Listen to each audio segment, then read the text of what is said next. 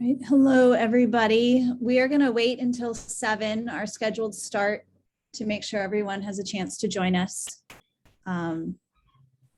So we'll just wait a few more minutes. Okay.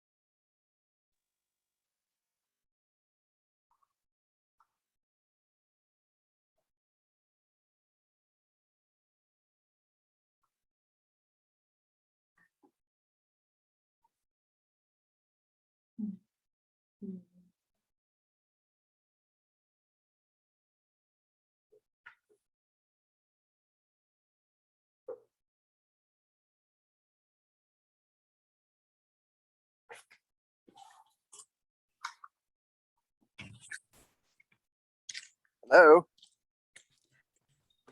right. Hello, all. We are due to start at 7, and we may have a few people still joining, so we're just going to wait until 7. Okay.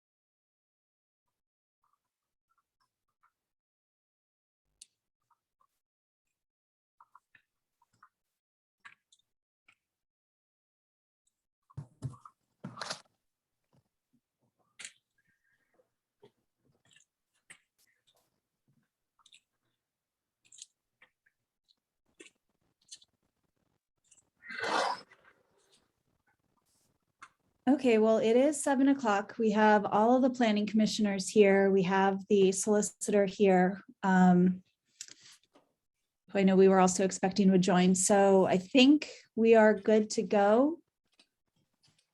I think we can go ahead and call to order.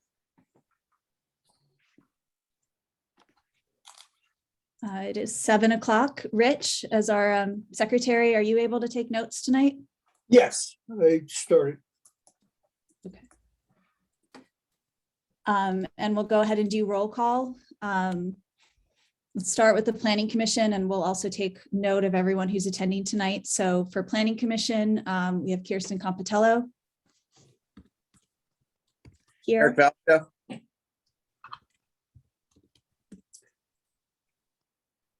Lydia Rich Herron. Kramer. Chandler's here.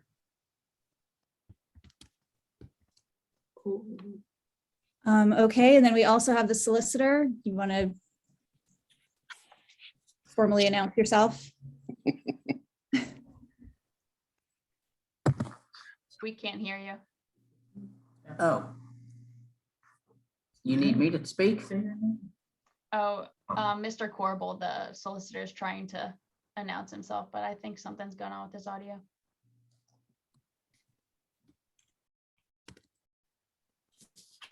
We'll come back to him, I think. Well, we have our solicitor. How Steve. about now? Does that work? Yes. That's Yeah, better. that works. All right, I'm good. Sorry about that. We are here tonight to look at a permit that's requested by Mr. Wolbert. You're on the line. Do you want to introduce yourself? Give me a few minutes. I'm not very good at this stuff, but yeah. Go Hi, ahead, Greg.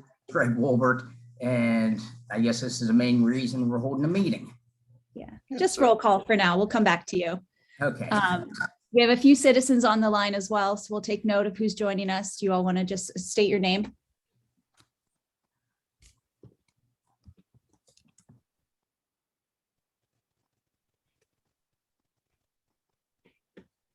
Greg Wozniak's here.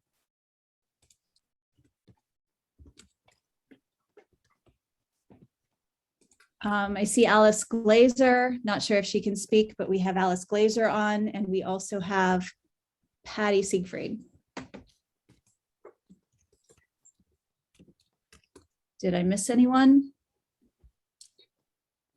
Yeah, that's good. Okay. All right, so the purpose of this special meeting of the Planning Commission tonight is to discuss the conditional use permit request that was put in for the property at 10 West Crafton Avenue. The Planning Commission has all seen the application. This is an application for a conditional use approval that's been submitted by Wolbert's Auto Repair. They're interested in the lot at 10 West Crafton Avenue. It is building 69M115 and parking lot 69M113. These are both in the commercial 2, the C2 district, and the intent that they're requesting this permit for is remodeling of the building to accommodate the proposed use of an auto mechanical repair. This is the first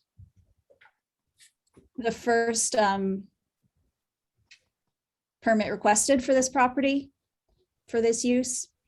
And they're requesting that we consider allowing this conditional use permit for a repair, for an auto repair shop. This is the property that is known as the Knights of Columbus building that is directly next to St. Philip's Church and sandwiched between St. Philip's Church and the busway. It is at the back of a parking lot. The building is towards the back of the lot where the Knights of Columbus building is, and the front of the lot is the parking lot. And both of those are included in this permit to the best of my knowledge, but what we do not have is any kind of map or site plan. So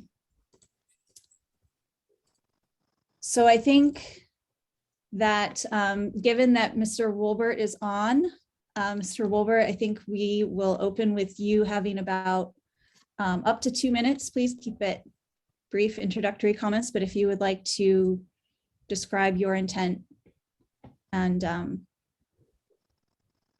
All right. the other requests that you'd like to make here tonight. Like to thank the committee for calling this meeting earlier than usual. Our plans are to open up a mechanical shop. Mechanical shop really gives off no fumes, anything like that. So as far as the neighbors and stuff like that, I don't think there should be an issue. I mean, we're bordering the back of the Knights, our American Legion, a busway, a cemetery, and basically a school that's not there anymore. And actually the empty lot that's next door was where the convent was. Our intentions are, as you said, to open up a mechanical shop, which we've had in Crafton for about 45 years now. Unfortunately, I lost the space where we were, and we're requesting to use that building as our new shop. We plan on putting a complete, as you know, the building has burnt. We're planning on putting a complete new fascia on the front of it. New sidewalk, driveway, asphalt driveway, landscaping, the front of the building. I'd just like to explain to people, I mean, I've lived in this borough for 63 years now, and, family, we have businesses here, apartments and stuff like that. I think it's proven that anything we do, we try to do pretty much top notch. We don't, deface things to make it look bad and stuff like that. My biggest thing is I'm on a time restraint. We've been closed on for almost 2 months. And the biggest thing is because of the fire that slowed everything down. But like I say, I'd like to think that the people around town know our track record. When we do things, we try to do it right. I'm willing to agree to anything that needs to be done. I mean, my problem is, you got to understand, we need to get up and running again. I mean, we're a business to pay the taxes, for the borough. We've always been involved in, any charity, donating and stuff like that. So, I mean, like I say, it's just something that we're in a real time restraint right now, because the longer I'm closed, possibly the more customers I may lose. And, it's just tough. At 63 years old, maybe I should have retired, but, the customers are great. Crafton's a great borough.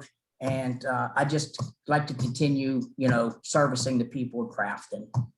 Like I say, if there's things that I have to agree on to do, down the road, I will definitely do that. But at this point, I just need some kind of permission to get into the building, to get the business started. And like I say, if you have a punch list of what would need done, I'm willing to do it. It's not something that I'm against. It's just what's more important to get done first is where I'm leaning towards. I mean, my feeling is that if we don't buy the building, there may be other buyers out there, but the KSC has no money. I mean, that's why we actually purchased the building in the first place, because they were behind on school taxes and stuff like that. So it's more like they were helping us and we were helping them in a way. So like I say, I'm not asking for any favors, illegal stuff. I'm asking, just for a little leniency to get me up and going. And as I say, if we need to change certain things, I think, we definitely would be willing to do that and work with the borough, as I wish that they, or hope that they will work with me a little bit. All right, well, thanks for that introduction. I'm going to go ahead and share my screen. Since we are virtual, this allows us the ability to use the technology we have to give everyone just a visual of the area we're talking about here. Hopefully you all can see the area we're looking at. Yes. Okay. And the lot, so we don't have a map or a site plan, but we are talking about, is it both of these buildings? This whole complex? Well, no, the front of the building's gone. That's the part that burnt down. So that's been, demolished or whatever. We're talking about the roof building in the back, the two other buildings that are showing on the picture. We're going to use it for a building. As well as the entire parking area up to the street. Yeah, no, the parking area is leased Port Authority, Mhm. part of it. Mhm. But the property in question, it does come all the way up to the street. And so you would be using this access, correct, from the street? There's actually two accesses, one on each side. If you look, there's actually a right and a left, you know.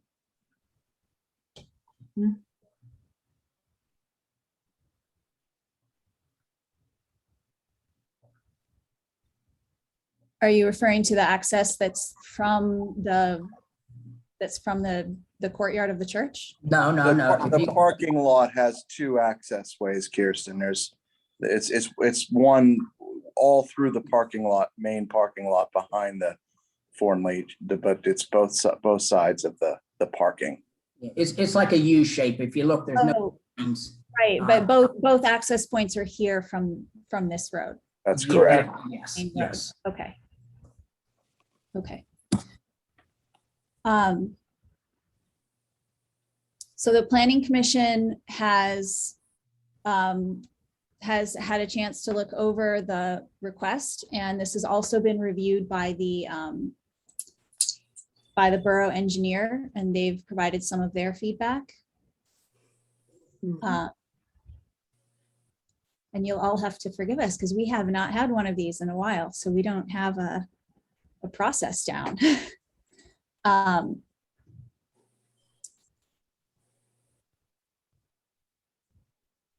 The borough engineer has provided a series of comments that have contrasted this proposed use with the zoning requirements, and we can go through them all if there's interest in doing that, but the summary of it is basically they've contrasted what is required by zoning, and they've listed out point by point what is needed from the applicant. And in pretty much every case, the note simply says more information is needed from the applicant.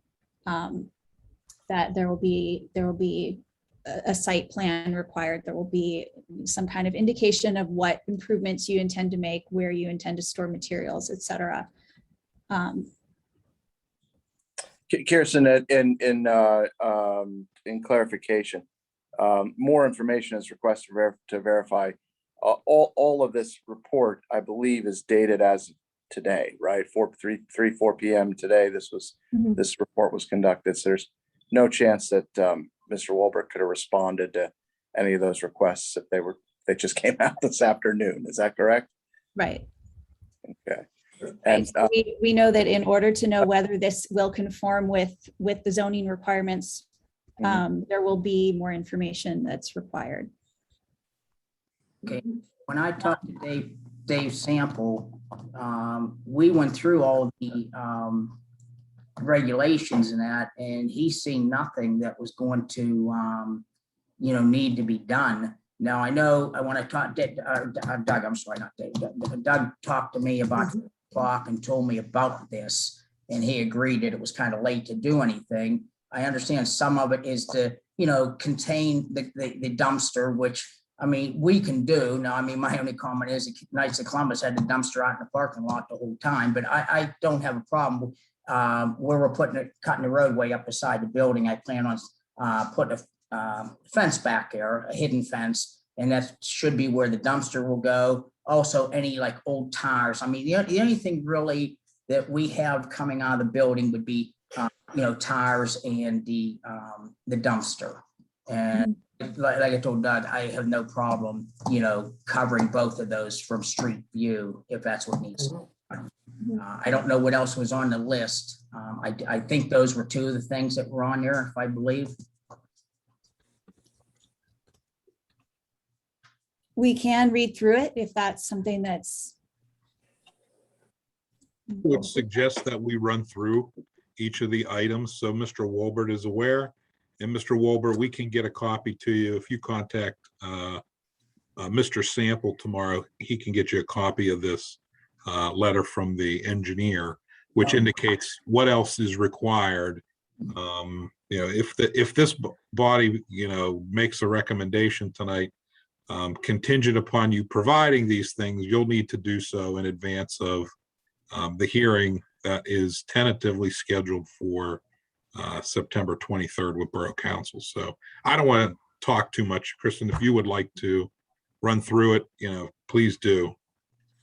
Well, Steve, I actually had thought that it would be good for you to open with a few comments as well about anything you'd like to add. So this might be Sure. a good time to do that before we start going through the engineer's report. Sure. I mean, this is a conditional use request by Mr. Wolbert. Conditional uses are uses that are permitted in the zoning district, but which we are permitted to attach additional conditions, I guess is probably the best way to put it. And they are set forth in the ordinance, and that's what Jen Slagle's letter from Gateway goes through. And basically, in order for this body or council, who will ultimately vote on this, to make a recommendation or to approve or disapprove, we will need much more information than has already been provided from the applicant. And so I think if we run through the letter, we can sort of, and Mr. Wolbert, if you'd like to take notes or ask questions as we go, that's totally fine. And then we can sort of, you know, hear what you have to say over each of these issues, whether, you know, what your plans are perhaps, so the Planning Commission can understand, and then whether or not you see any issue in providing that information in the next few weeks before the council meeting on the 23rd. Can I grab a piece of paper and pencil real quick? Sure. You're certainly able to. And I In the also will meantime, take the Alex. question shortly, as Alice has her hands up, but I also want to add, as we go through this, we will do a review of the engineer's report, but the Planning Commission will also go through a discussion of the implications of a conditional use permit. There are some considerations that are generally tied to a conditional use permit. It is a legal designation. If we allow an auto repair use on this site, it is not tied to one specific owner. It is not tied to one specific business. It will run with the land. So this is a change that we have to think about long-term. What would happen if this is, you know, redesignated as auto repair? That will run with the land. Do you? Yeah. And the others are here to comment. Well, no, I would just say it's not as if we're giving Mr. Wolbert a variance, right? Like, it's not a permitted use here. A conditional use is a permitted use, but just one that we attach conditions to, or can add additional conditions beyond what's set forth in the ordinance in section 116 and 121 of the ordinances, which go through, you know, the conditional uses have a set of general criteria and specific criteria that the applicant has to meet. If you are correct in the sense that if this is permitted here and Mr. Wolbert sells his business in a period of time and then it becomes Compatello Auto Repair, then, you know, no conditional use approval will be required at that point. So this is really our one shot to get it right, if you will, with respect to the conditions and the way the property should be set up. So We'll also we're pretty much on the same page. No, it is very valuable to have you here because we are not zoning law experts, and please do speak up anytime you see the need. We'll also be talking Kirsten, through. can I ask a question of Mr. Corbel? How many conditional use, is it, I guess, a permit?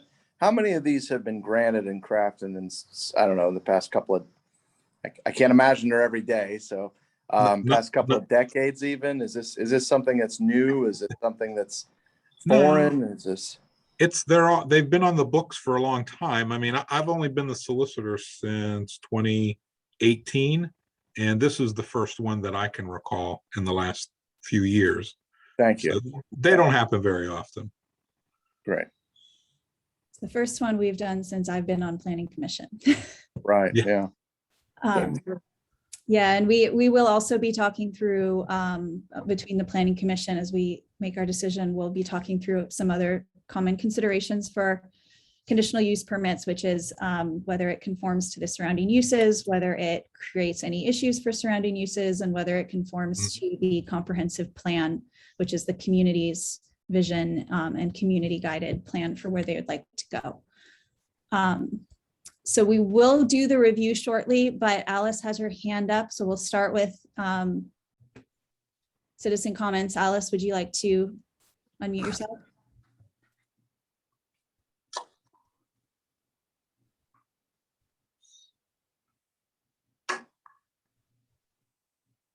We will also take citizen comments at the end. This is our usual process with Planning Commission. I'm not sure if she's able to unmute herself.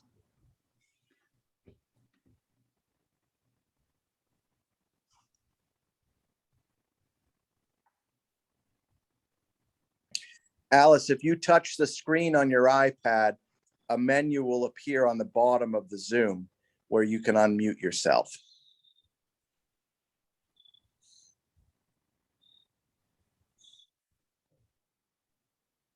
Okay, am I unmuted?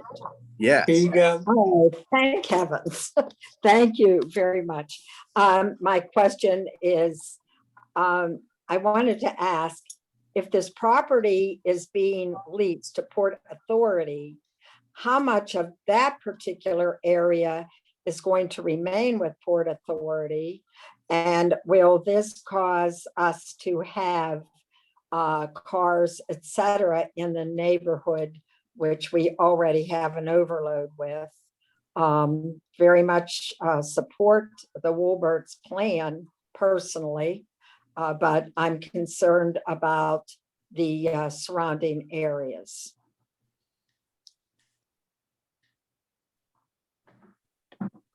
I think that that's a good question, and that parking will be part of the, after we go through the letter, there are parking requirements that Mr. Wolbert will have to comply with according to the ordinance. And I know I had questions about that. I'm sure some of you did as well, so. That is a question that I had as well. So, and I think that's separate from parking requirements, because it is, the question is not just what parking are they providing, but specifically what will happen with the Port Authority lease. So if we want to go ahead and let Mr. Wolbert answer that question now, is that going to remain? Is that going to continue to be leased to Port Authority? What is your intent with that lot? Well, I would have to think, if it's going to be a problem, it doesn't have to be leased to them. Number two, I appreciate what Mrs. Glosser is saying about the traffic and that, but I would have to think with the school closing, which I am very disappointed in, I would have to think that there's going to be a lot less traffic in that area, without the school being there. Sunday, we're not open. So, I mean, as far as church and that, we should not affect any traffic there. And I mean, honestly, as far as traffic, we work maybe 15 cars a day. So therefore, like I say, I would hope to think that there's not going to be any problem. And I mean, you do have other garages in that area, very similar. So, there again, I did talk to those people there, John Bezay and Todd with Tybee Auto Body. And I mean, they said they have no problem at all. But as far as the traffic and that, Alice, I really don't think we would, we had to shop a block away. So, I mean, I don't see how it would generate much more traffic through Crafton, I think the question specifically is, will the lot continue to be used for Port Authority Park and Ride? Or will that no longer be supported, and will those park and ride cars then be distributed through the neighborhood? What is the park and ride? I'm sorry. No, I mean, as far as the park and ride, the lease has been will be turned over to us. As I'm saying, if it is a problem, my business is more than the lease to Port Authority. But there again, I'd like to continue to lease it to them. because it's only a partial part of it. So, I mean, there'll be no problems with, my parking for my business. Okay, that sort of answers my question. That was really my big question. Is if I don't want to see any more parking into the neighborhoods. Because I know what a great business you do run. So I'm certain it would watch. So Alice, let me ask you one other question. Your main concern then is that there's no parking like around your place. I mean, is that your concern if we don't lease to Port Authority, that it will cause more parking? I mean, is that what you're asking? Well, I think it's with any of the surrounding street. Yes, we do have some issues with parking on our street. It Yeah. is on one side, as so many of the narrow streets in Crafton are. And I just don't want to see an overload of that coming onto our streets. Okay. No, I mean, I have another issue with the your tires, et cetera. Will that be visible from the park and ride? I don't want people driving through Crafton and in buses, whatever, and seeing this pile up of various things. Even though you keep your places so clean over there, I can't imagine that would ever happen, but that is also another question. okay, to answer both your questions, I mean, as far as the parking lot, as I said, we plan on still leasing to them. So, I mean, that should not be a problem. As far as tires and that, I had mentioned before that we plan on in the back, towards the back of the building, and putting a fence up there with gates on it to access. Now, the tires are picked up usually once a month, so it's not like, there's a whole stockpile of tires. Right. There again, the dumpster, we're going to try to get out of the parking lot and move it back there also, just to, keep the place looking nice. I mean, that's our main goal in this whole thing, is getting the building, fixed up, back in order again, landscape so it looks nice. I mean, that's our main goal in the borough.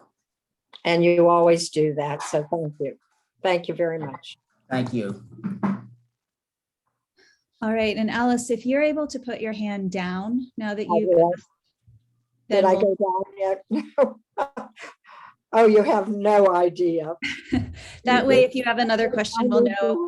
You're doing great, Alice. Thank you. We will also take questions again at the end. So we're not necessarily done, but I think we'll go forward and do an overview of the engineer's review.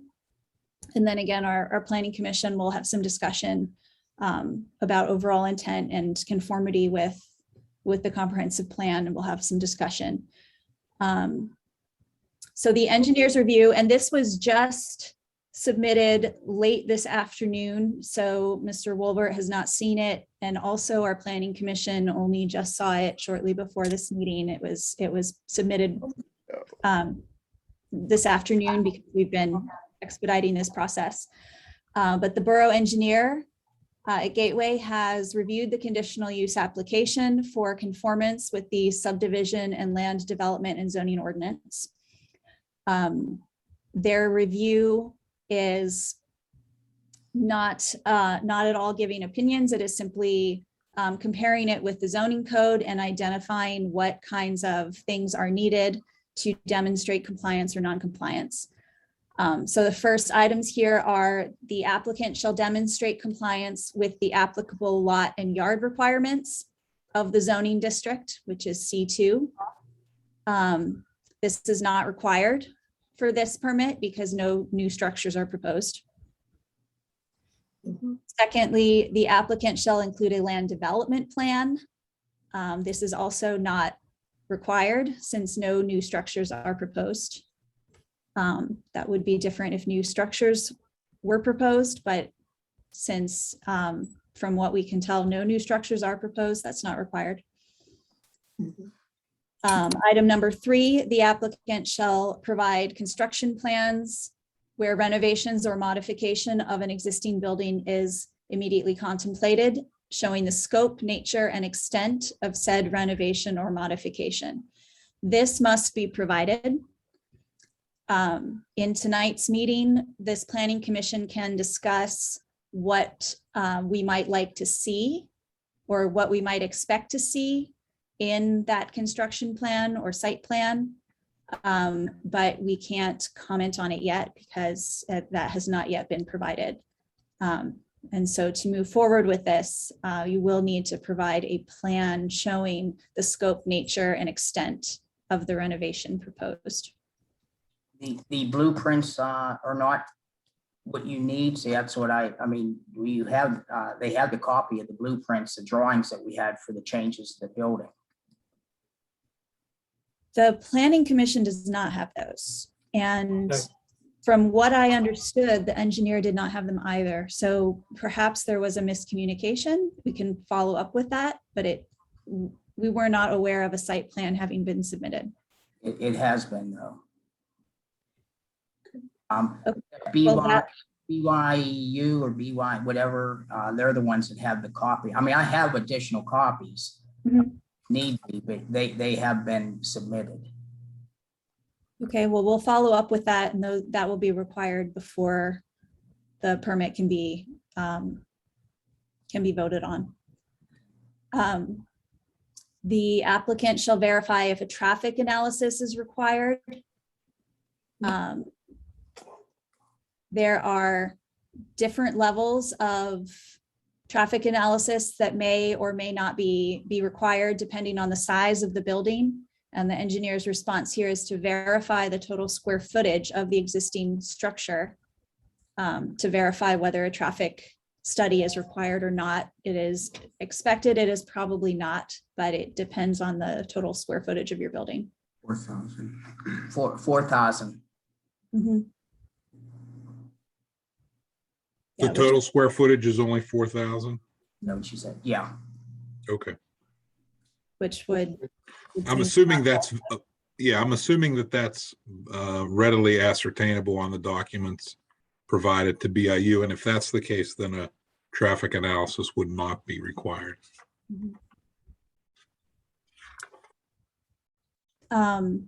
There is another section here, and again, Mr. Wolbert, this can be shared with you. The engineer's review just came in this afternoon, but the applicant shall demonstrate that proposed automobile service station complies with the following standards and criteria per section 225117C in our zoning code.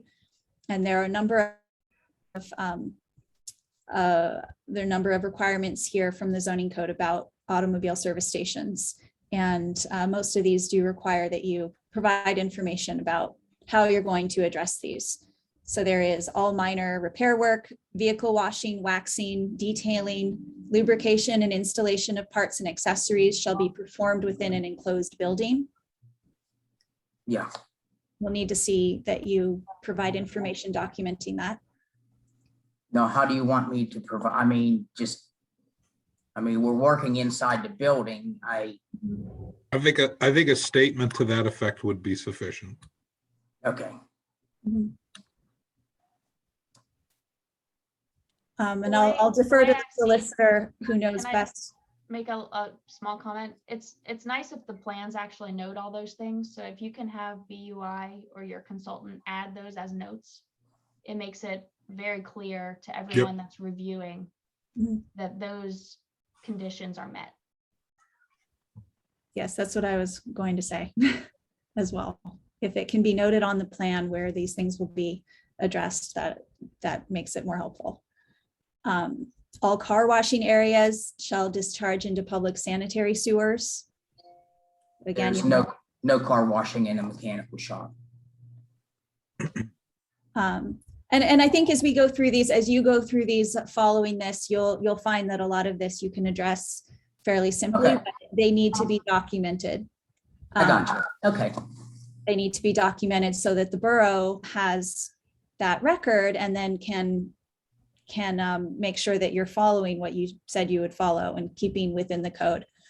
All vehicle parts, dismantled vehicles, and similar materials shall be stored within an enclosed building or totally screened from view by a solid or privacy fence. We'll need you to provide that information and indicate on the plan where those materials will be stored. All vehicles awaiting repair shall be stored on the lot in an approved storage area. And in no case shall vehicles be stored on or obstruct access to a public right of way. Again, you'll need to provide a statement and perhaps indicate on the plan where you intend to store vehicles so that that is very clear. Canopies over gasoline pumps shall be subject to the requirements of such and such. You'll need to provide information to verify this is not applicable. We expect it's not, but you'll need to provide information to verify you don't intend to have gasoline pumps. Yeah. There are several more items also about gasoline pumps, conditions that must be met if you have gasoline pumps. Again, you need to provide information to document that you're not intending to include those so that we can verify that that's not applicable. The handling and disposal of motor oil, battery acid, tires, and any other substance regulated by federal statute and the Pennsylvania Department of Environmental Protection shall be in accordance with all permits and requirements of that agency or its successor agency. Any suspension, revocation, or violation of those permits shall be a violation of this chapter and be subject to enforcement provisions. That information must be provided. Again, this is talking about the handling and disposal of motor oil, battery acid, tires, etc. You'll need to provide information about how you intend to dispose of those according to federal statutes. Right.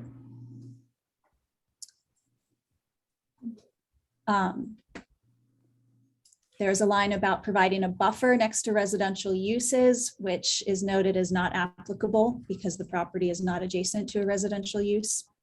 It is within the commercial C2 zone and it's surrounded by C2 zone. In addition to customary activities involved in your principal use of auto service, there are a number of other conditions here that will be met if you have these uses: automobile rental, trailer rental, truck rental. Won't read through it all. The comment from the engineer is that the information must be provided and documented to indicate whether you intend to do any of those or not and verify whether those statutes are applicable.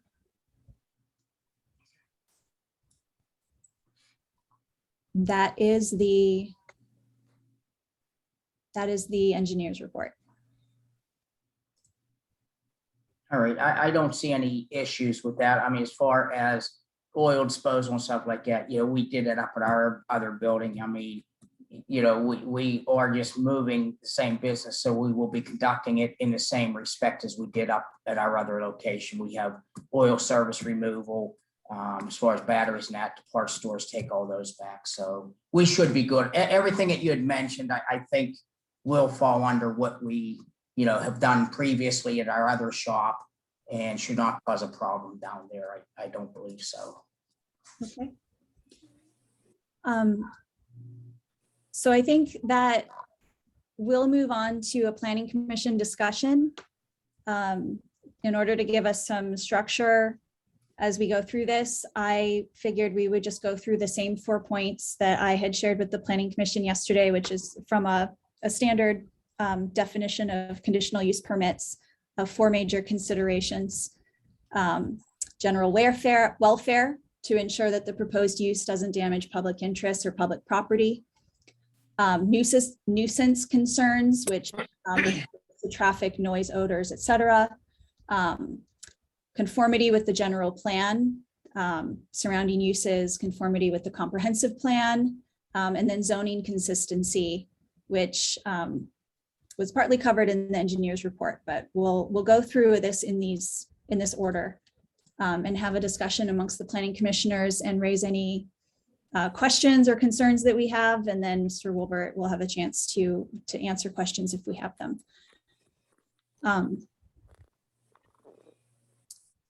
So first and foremost, we'll start with general welfare. these all kind of intertwine. So we'll have an open discussion, but this is our guideline here. We're looking at an auto repair use. Yes. This is in the C2 zone. It is on the current lot of the Knights of Columbus. It's traditionally been more of a community use. It's next to the church. It's uphill from a cemetery. It is visible from the busway. It does have at the front of the lot a park and ride. The parking lot is leased to Port Authority, and so that does handle traffic and parking needs for people going to the busway. Do any of the planning commissioners have questions or concerns they'd like to state about having an auto repair use in this location?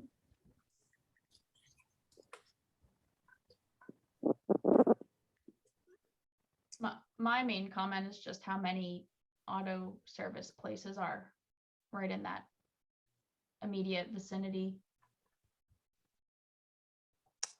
Just seems kind of a shame to add another one.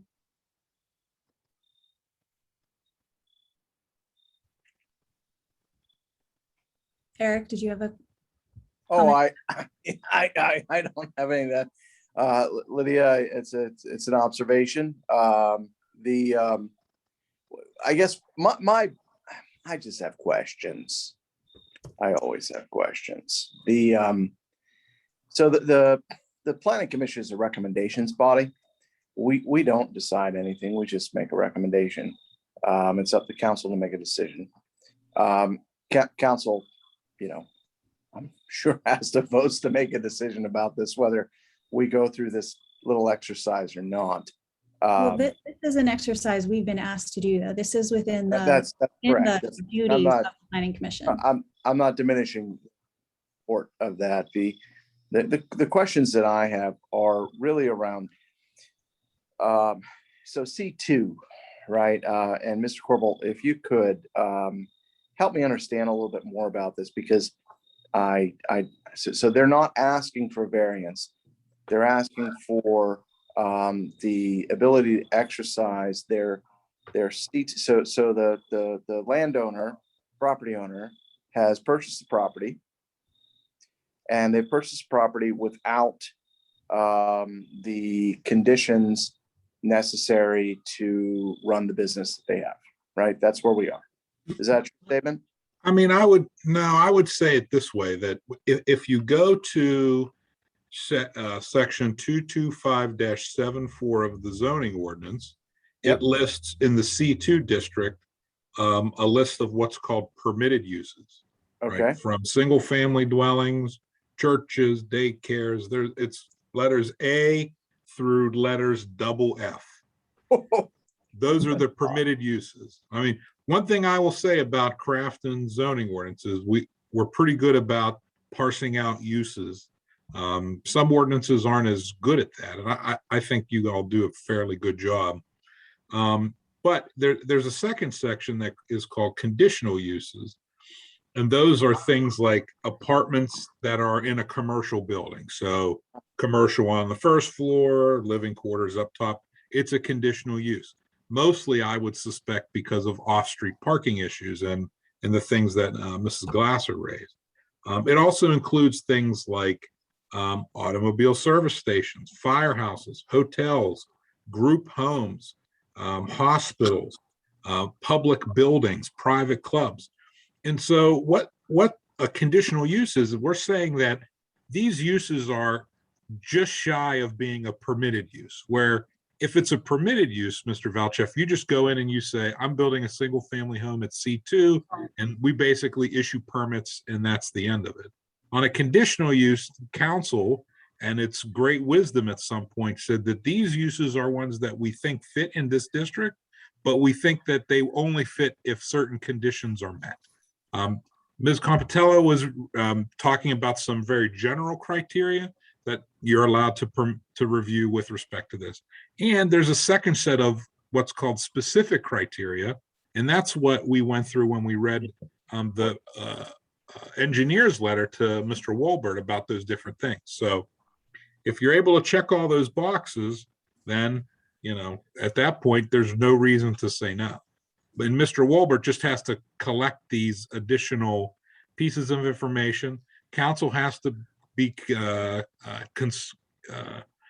satisfied that the general conditions are met, which are a little broader. There's a little bit more wiggle room there. The specific conditions are kind of, you know, those are pretty easy to hit if you can hit the conditions, but it's not like a variance. It's not as if Mr. Wolbert is trying to change the use here for something that council in the past hasn't contemplated existing in the C2 district. But I would clarify, the conditional uses are listed as conditional also because it's not possible to list out all the potential That's Right. true. operations that may come up. And so they are listed as conditional so that these conversations that we're having here tonight and that council will be having can occur to discuss this may be an appropriate use in some ways or some places, but what are the conditions we'd like to set on it? Yeah, I agree with you there. The ordinances typically either make the ones that aren't somehow defined therein as conditional uses in certain districts, and then others have a catch-all category which they just shoehorn in and they don't really have conditions. But the way Crafton handles it is through the conditional use process, which gives you more control over allowing particular uses you may not have previously contemplated. So I like Sure. that approach better. It's a fair statement. So Eric, does that answer your question about the C2 zone, or did you want to define that better? It thoroughly answers my question. It gives me further pause, though. You know, I guess my biggest point of contention here is, well, inside of a X number of months, so again, we're a recommendations body. You know, what we say can and will be met with thanks. We don't have any decision-making authority. But my We have question, been asked to asked to weigh this and for our make a opinion, recommendation. that is absolutely right. I don't disagree. We've asked our opinion, and I hope that it's duly considered. But We're required to be here under the code. We have to come here. And the Right. planning commission plays an important role. I know it's a recommending body, but I can tell you that running these applications through your planning commission usually makes them come out on the other side better than when they came in the door. So it's a good exercise to go through. It's necessary. But you're right. Council makes the ultimate decision. council makes the ultimate decision, and I just wonder why I'm just concerned about why we're here, because I think that You have to be. This is literally in our duties as a planning commission. allow Some me of the to. things that we do, I'll just go ahead, Eric, for a sec. Some of the things that we do are more our initiatives that we take on ourselves, and those have a little bit less weight. Council will use them or not use them, but reviewing the conditional use permits is kind of in the Sure. definition of our duties here. I'm not discounting that, and I hope I didn't insult anybody by saying that we're a recommending body. But the reality is this: at the end of the day, there is the strategic plan Thrive, and I don't see this being well aligned to it, but I don't see this as being a problem on the Thrive side. I see this as a problem on another side. So I'll say that it's not aligned to this strategic plan. Well, while we're talking about the comprehensive plan, I will say I don't see this as being aligned with the comprehensive plan Agree with you. for a very specific reason. There is specific language in the comprehensive plan that emphasizes denser mixed use, I'm quoting, denser mixed use redevelopment, capitalizing on the borough's proximity to the West Busway. In that C2 district, which is the commercial core, that is intended to be more neighborhood commercial, which Wolbert's has always been a part of and has been a wonderful part of in their previous location. But the comprehensive plan specifically states here denser mixed use, capitalizing on the proximity to the West Busway. And we are considering a request to transfer land to the busway that's used for busway parking to an auto-oriented use. I think that's something to note as a concern. I'm in full agreement with your statement, Kirsten, and my biggest concern is along those lines, and it's around access. It's really difficult, right? Because right now, SPS St. Philip's is in a hiatus, and until the Vatican is involved and all those external powers settle the deal, right now St. Merger is a real thing, right? That school right now is closed, but it may or may not be. That's a worthy footnote to add. But regardless of whether or not the St. Philip's school continues, which I really hope it does, they're an asset to our community. I think about that parking lot in terms of the Port Authority and access to that parking lot. Access is the thing that really, in the criteria that was sent along that I reviewed, the number one thing that gives me pause is the only way to access that building. And the Knights of Columbus was something that was accessed not necessarily during the work day. The Knights of Columbus utilized that building for events, whatnot. I can think of 1,000, Crafton crocodile events, whatever, that have been held there, the CIT events, all the awesome things that have happened in that building over the years. But I worry that accessing that building for a business, any business, and this is by no means a judgment. It's going to be through that parking lot, and that parking lot is standing room only. I walk through that parking lot every day for the past 10 years, whether with my dog or with my kids on the way to school. That the pandemic, it's pretty vacant, but I think that as things come rushing back, hopefully, and we can get through this awful time in American history, world history, you're going to see that parking lot is more and more important to a concept that is essential to the Thrive plan, and that's transit-oriented development. So by making this conditional use and putting into jeopardy that this could be eliminated as parking for the West Bus, I have great pause around that. So here's my point. The seated members on the council, again, we're a recommended body, we're not decision makers. The seated members on the council, plus those that are that have been added since it was approved, since it was made a priority to go forward with the zoning and the zoning expectations of what is the future of Crafton, revising. And I love the fact that Mr. Corbel has said that, we have pretty good zoning.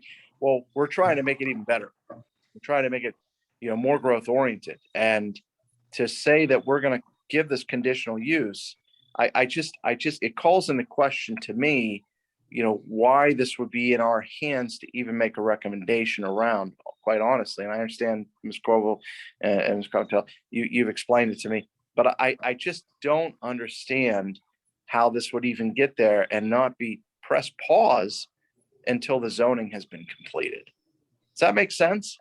It does, Eric, and I want to let everyone else comment too, but I think that's a really good point to bring up, and you're kind of jumping here towards the general plan for the community considerations. But we've talked about the how this fits in with the comprehensive plan, which was prepared and vetted with the community, and it's got some issues, but also how this fits in with our other current initiatives and current investments. The borough is investing in redoing its zoning with a stated goal of encouraging TOD, and TOD means and the intent to do this through zoning is to rezone that area around the busway to require higher density development. So this is not in alignment with another current planning initiative that is moving forward. Yeah. The council has approved.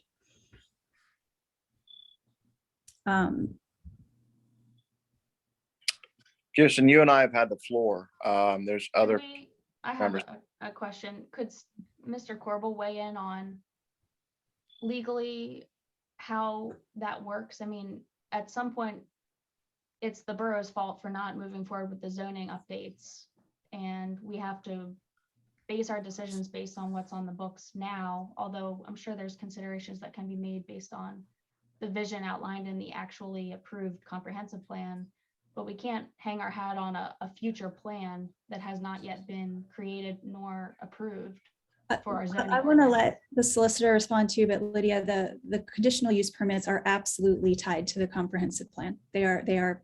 That's what I'm saying, that the comprehensive for sure, that's exactly what I'm saying. The comprehensive plan is what has teeth now because it's already approved.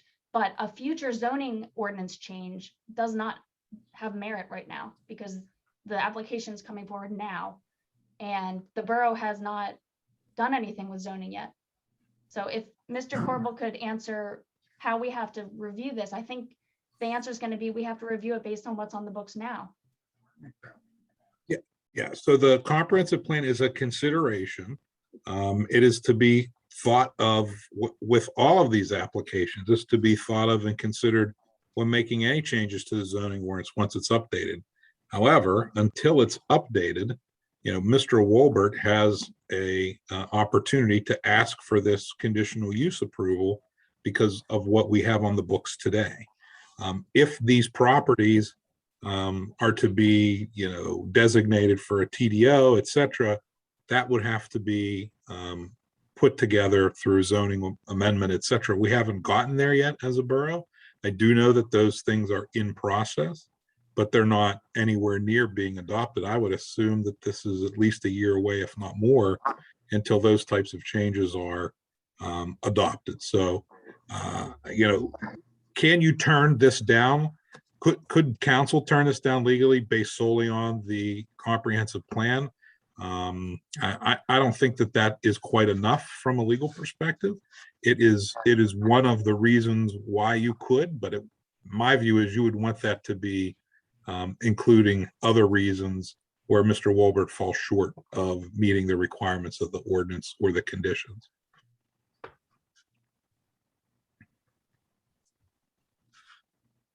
Hope that answered the question. Yeah, thank you. So I do have some questions for Mr. Wolbert. I don't want to go forward if any of our other planning commissioners who haven't had a chance yet if they have anything they'd like to say first or ask first.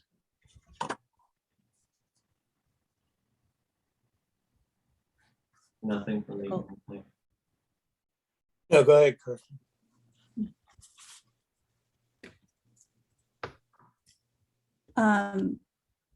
So the question was already asked about the Port Authority parking lot, but I'd like to dig a little further into that. So your intent is to continue leasing that to Port Authority and to continue having both park and ride users and visitors to your business would both be using the same access points. Can you describe to us a bit how you expect that to work? Or do you see how do you expect to designate which spaces are park and ride or which spaces are for the business? Can you describe that a little bit?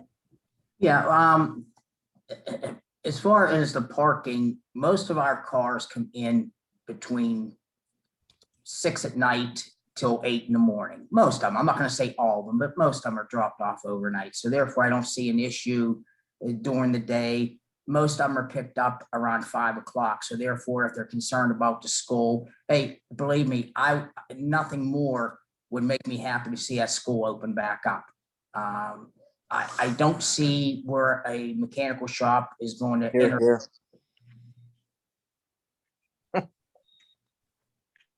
okay, you know, is going to interfere with the school. Because like I say, I mean, in most cases, as I said, the cars are dropped off early in the morning or late at night and picked up after this, you know, traffic would be gone down there. So as far as, you know, and I mean, see, a lot of people, when we had the body shop, mechanical shop, okay, people come in any time of the day for estimates, okay? So therefore, there was more traffic. I mean, we were running 2 businesses out of 1 building. So basically, you had more traffic. But as far as, like I say, the mechanical shop, they're scheduled appointments. So therefore, you know, you kind of control the number of cars. I mean, you're always going to have 1 or 2 drop off or, you know, emergencies or something like that. But like I say, I mean, as far as traffic flow, I mean, I don't see, you know, when you're talking maybe 15 to 20 more cars a day, you know, I don't see where that could be a real big issue with traffic flow, and you're only moving a block away from where we were before. So, you know, traffic came in from all different ways. My other comment would be is, you know, being on the busway, I have a lot of customers that come in the morning, drop their vehicles off and go into town. So therefore, it would be beneficial to the community for a tax base that we pick up more of these people from the park and rides and stuff like that. I mean, I get people come in from Robinson. I get people that lived in Crafton for years, move, and they're still coming to me because of the busway. So I agree that busway is an important thing in this borough, but I also say that it can bring us tax money also, which I think the borough needs. I mean, you know, just my comment. To answer your question, you know, I don't see an issue with the parking. If you know, I know I need so many parking spots per square foot. I understand that. And I believe I already meet that criteria as far as what park and ride wasn't using, because the whole one side along the, where the convent used to be, that was school teachers parking there and stuff like that. Of course, you're not going to have that there anymore either. I mean, but like I says, with there, my grandkids are 4th generation St. Philip's people. It broke my heart to see that school close. So, I mean, if they open it back up, no one's going to be happier than me, believe me.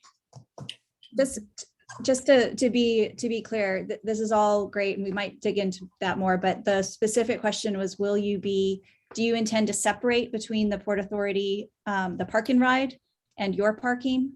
Yes, Do you our intend park, everyone to use the same entrance points? Will they be separated?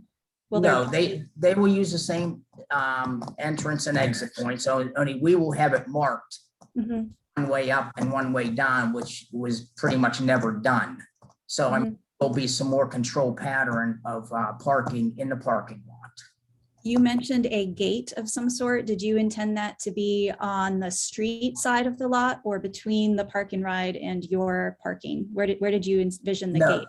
No, the gate is, if you look on the blueprint, because you don't have them, I know that, but there's a driveway being put in alongside the building.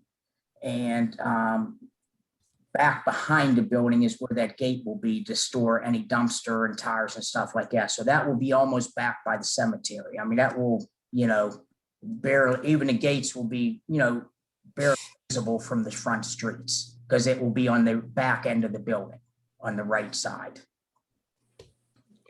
So no, there would be no separation of the parking lot as far as, I mean, we will have our parking spots marked for, you know, Wilbur Auto Repair only. Mhm. That way the customers will know where to park them. You mentioned that you would be doing some resurfacing of the parking lot. Yeah. Can you describe the resurfacing? Okay, we plan on having the parking lot, once we get up and running, we will be, we already have estimates on repaving the parking lot. But as you all got to understand, I am not an endless pit with money. You know, I got to get up and running before we can afford to, you know, put the money into the parking lot. I mean, that is in our plans. Yes, we realize the parking lot is in bad shape. It's been that way for a number of years, but like I said, I've had estimates on replacing the parking lot. My plans are with Port Authority, as I think Eric had mentioned, there's nobody parking there right now. I've been down there, cleaning up and stuff like that, and there's lucky to be 3 cars down there. So my concern at the end of the year, when the lease is up, I wanted to approach Port Authority to see if they'd be willing to, pay for partial paving of the lot. But what I got to watch is if nobody's using the lot, they're liable to say they don't want the lot, they don't want to use the lot anymore. So I got to tread lightly, you know what I'm saying? I don't want to lose the park and ride there.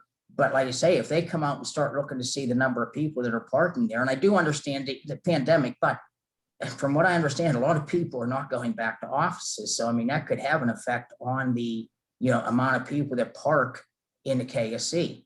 Like I say, if you look the past year, you're lucky to have 3 or 4 cars parked there, during the week.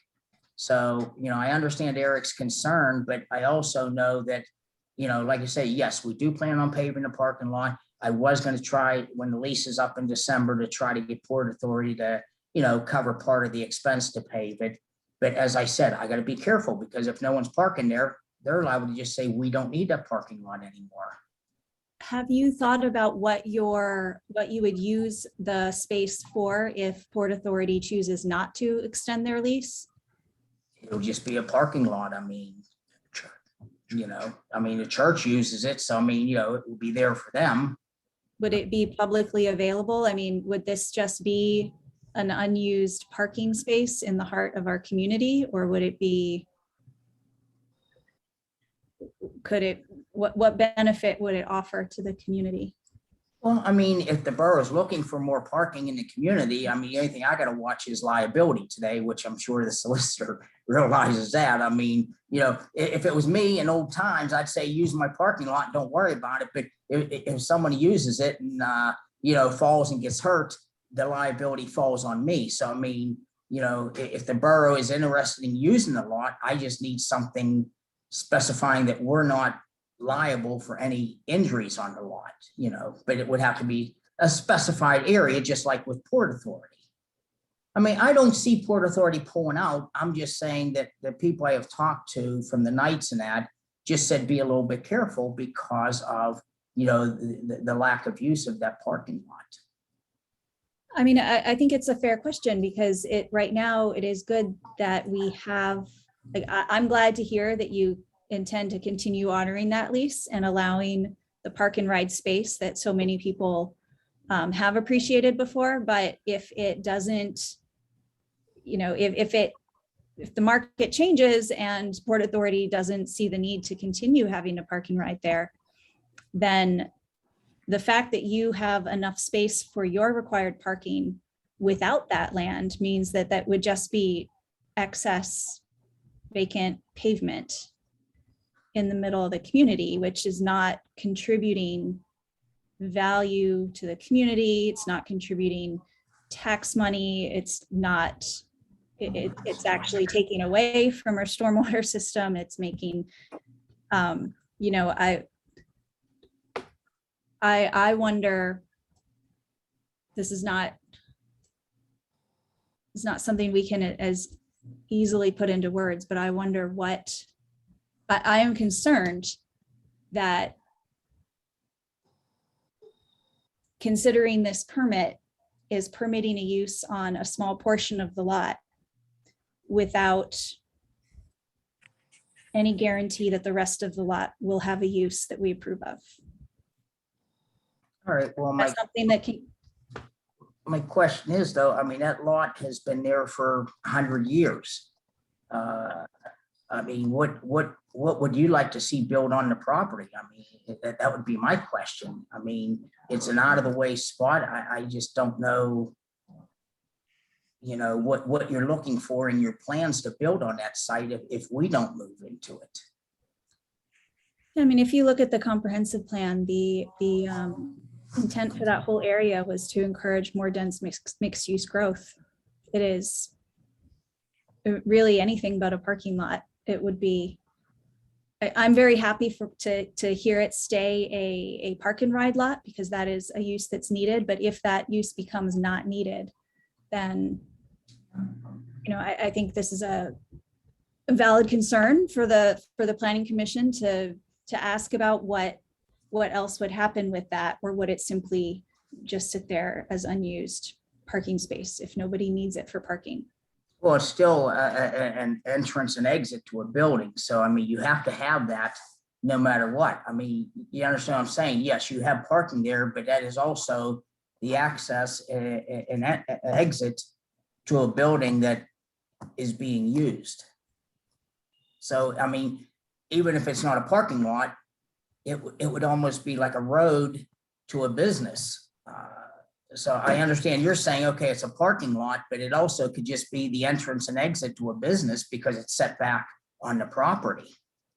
Well, but that would then not conform with setback requirements for the commercial area to have the building so far set back, and it would be far over parked and over paved for the intent of that district. Now, it's an existing lot, so you don't have to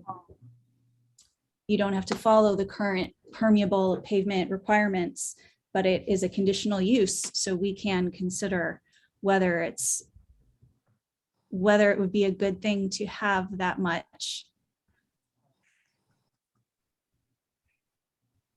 pavement in that location if it's not being used. I mean, I think what I'm hearing from you is that you're acknowledging that if Port Authority is not using the front end of that lot, then it is oversized and overparked and overpaved for your needs. Well, if it would be permitted, I'd put storage lockers on it then.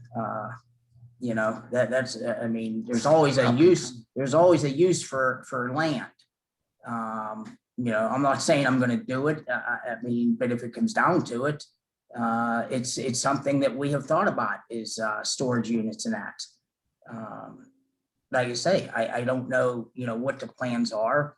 I mean, there again, my initial comment was that our business brings people into this community.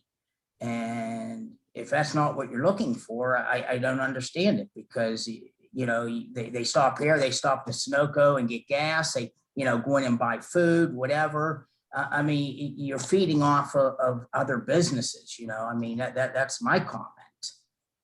Many times I see people leave our shop and get on and fill their gas tank up and go in and, buy their lottery tickets and stuff like that. So, I mean, when you're bringing people into this community that has lost so many businesses over the years, I mean, I remember when our district was nothing but businesses. I mean, you got the building right across from us that's been empty for 2 years now. I just don't know if that's what you're looking for. If you're looking for more property to be empty in Crafton, I mean, then you deny me the opportunity to run a business that I'm trying to, like I said, we've always supported everything in this community.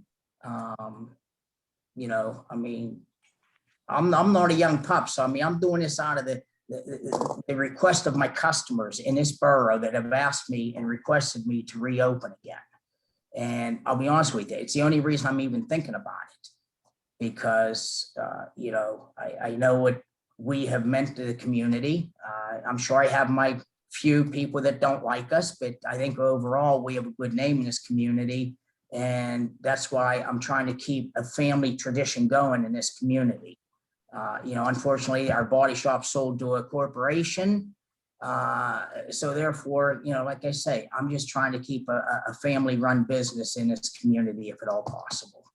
And Mr. Wolbert, I mean, I think we all agree, we very much want to support local businesses. So, I hope that you don't take any of this conversation too personally, but we are charged with considering through all the implications, and a conditional use permit is not solely for you as an individual or for you as a business. It will carry on to another business who follows behind you. And so we need to be careful in considering and making sure that we may believe that you are an excellent business owner who's been a strong part of the community, but this conditional use permit would apply just as much to the next person who takes over the property after you, if and when you decide you don't want to stay there. And so, these questions, we can't be too tied up in making them just about,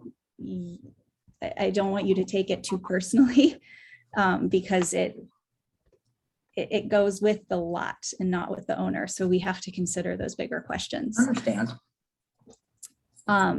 Before I go on with more of my questions, is there anyone else who wants to share their questions first? Because I do have a few more. I just had a question for Mr. Wolbert, if there's any consideration of potentially incorporating some landscaping items in the parking lot, since you're planning to resurface it. Maybe there's an opportunity for adding some elements that might beautify the otherwise, kind of blank asphalt space. Well, I mean, we could possibly be willing to do that, but I think then you're taking away the parking spaces would be my only concern, I mean, we definitely plan on upkeeping the parking lot much better than it's been, even the surroundings, with the shrubs and stuff like that exist. I realize it's well overgrown on the busway side.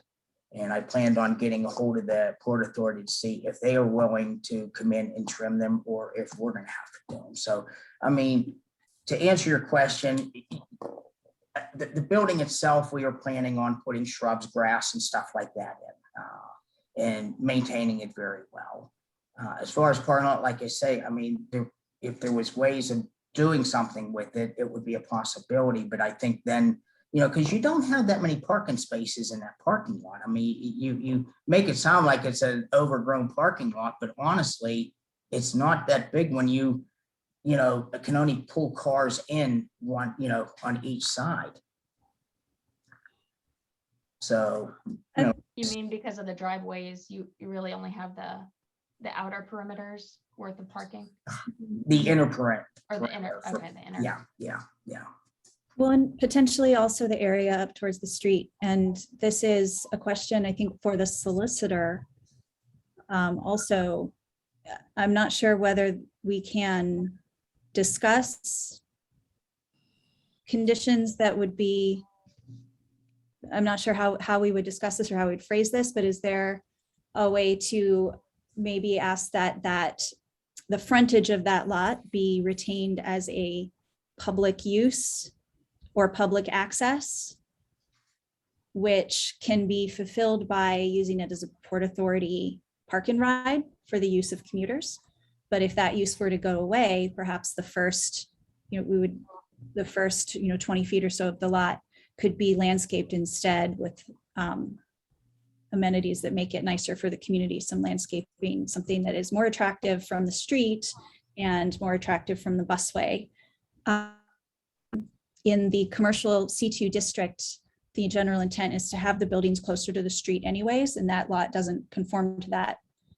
So that could be a way to keep with the intent of a C2 district to have, a public facing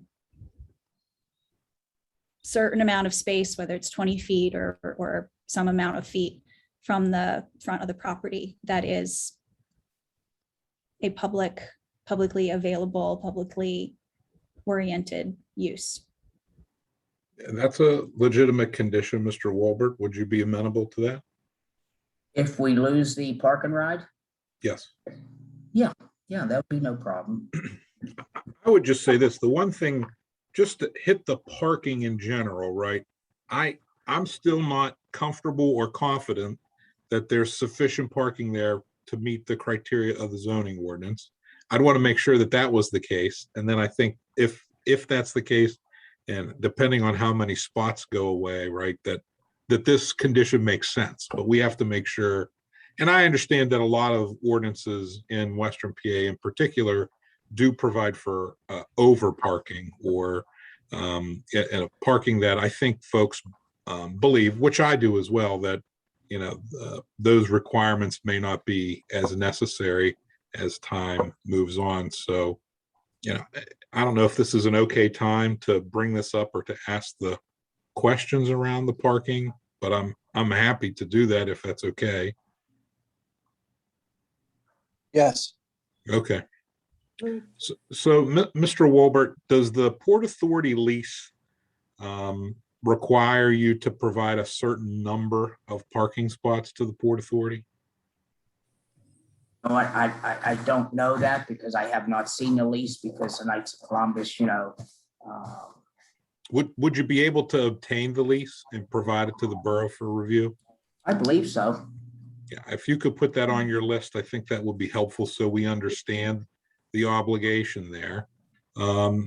Secondly, with respect to your use being, let me make sure I don't miss automobile service stations. Do you have any idea how many service bays that you have in the building? About 12. I'm going to say, yeah, probably between 10 and 12. Okay. So the parking, the off-street parking ordinance, I'm looking at 225-105. It indicates that the parking for your use, you have to have 4 parking spaces for each parking bay or for each service bay, plus 1 for each employee on your peak shift, plus 1 for each business vehicle, right? I don't know if you have a tow or you have some kind of Wolbert's vehicle that you drive around and get parts, etc. So if you're talking 10 or 12 service bays, our ordinance would require you to have between 40 and 48 parking spaces, which seems like overkill. It also is not what you not what you had in your older location. If Right. I'm correct, but these things. That may have been like a non-conforming issue, right? So yeah, they're often, they change over time and it but this is a reset. Site. So, yeah, yeah. you have to go by current numbers, which if it's over 40 spaces, that current lot doesn't have, It's short. really. It looks short to me. I tried to count from the Google Maps view. I think it's similar to the one that you shared earlier, Ms. Compitello. And I was in the 30s, I think, and that was maybe inventing some spots. It's just hard to tell because the line painting is not very good. Yeah, it's hard to tell from a satellite that's circling the globe to see exactly how many spots are. But I don't think that there are 48 spots in that lot. Plus, how many employees do you have, Mr. Wolbert, at your peak hour? In the middle of the day, how many? 4. Okay, so that puts you at let's say 40. So now you're at 44. Worst case scenario, now you're at 52. So that's there's not 52 parking spaces there. I don't There's believe. 40. They used 45. There's 45 spots.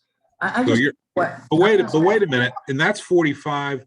But some of them have been dedicated to the Port Authority for use. So I'm not even sure that we can count those for your business.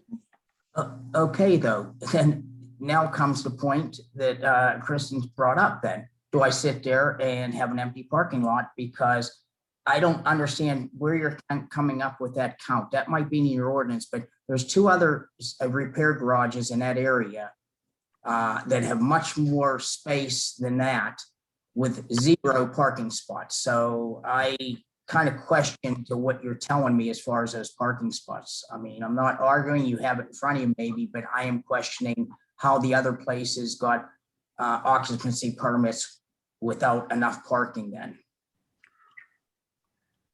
Well, they may have been existing before that requirement came into being. It looks like this table with the parking, the ordinance was adopted or amended in 2018. It looks like it may have been adopted when the ordinance itself was adopted. So, that's probably been 10 years or more. From a perspective of what we can do here, you can seek a variance from the zoning hearing board in order to reduce the required parking, but that requirement isn't going to go away. We can condition an approval from this body or not, or the council could condition the approval upon you obtaining a variance so that you're in compliance with the parking regulations. But it seems like there's going to be an issue with parking and that we're going to have to address it through the zoning hearing board process, I think. But in order to know, Mr. Wilbert, I think the first step is to get a copy of the lease that the KFC has with the Port Authority. And then, I don't know if any of the drawings or blueprints that you provided to BIU show the parking lot and how many spaces are in there. But that information would be important for review as well. Okay, so what you're telling me then, I basically need to cut the lease with Port Authority, which Kristen was very concerned about. And no, that's not what I'm saying at all. I'm just saying that, the zoning hearing board would have to give you permission to have fewer spots. And they may do that. I'm not sure. I'm not telling you have to cut your Port Authority lease, because I think if we were to cut the lease and then have a condition that you had to landscape the first 20 feet of the lot, you still would probably be short on the required number of parking spots. So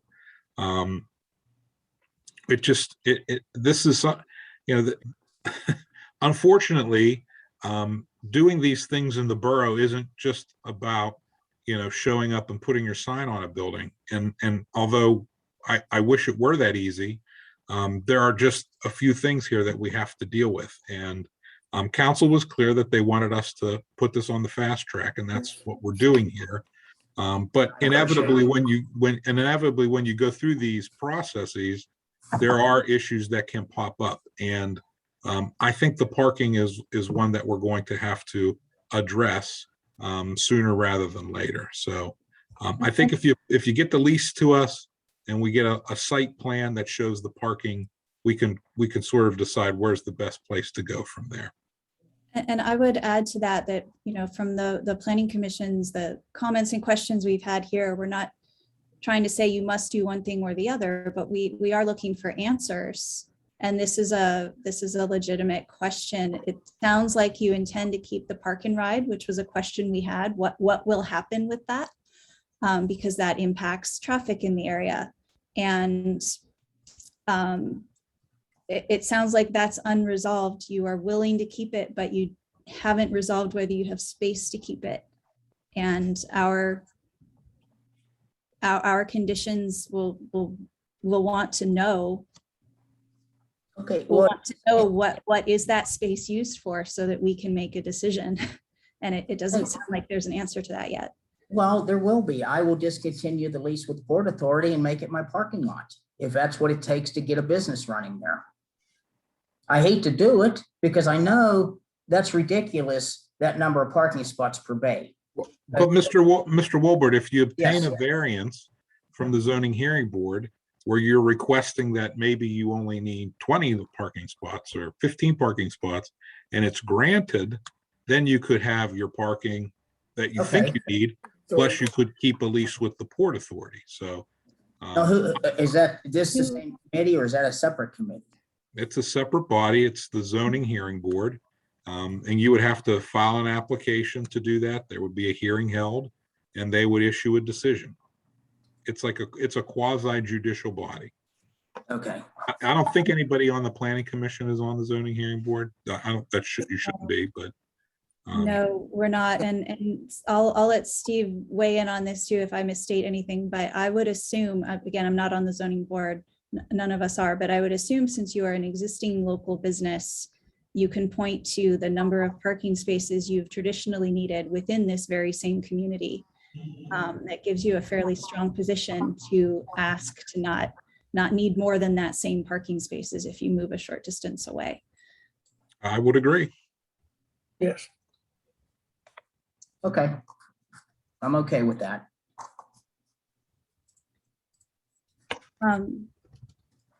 I did also have a question about the location adjacent to the, not just to the church, but also to the cemetery. You'll be uphill from the cemetery.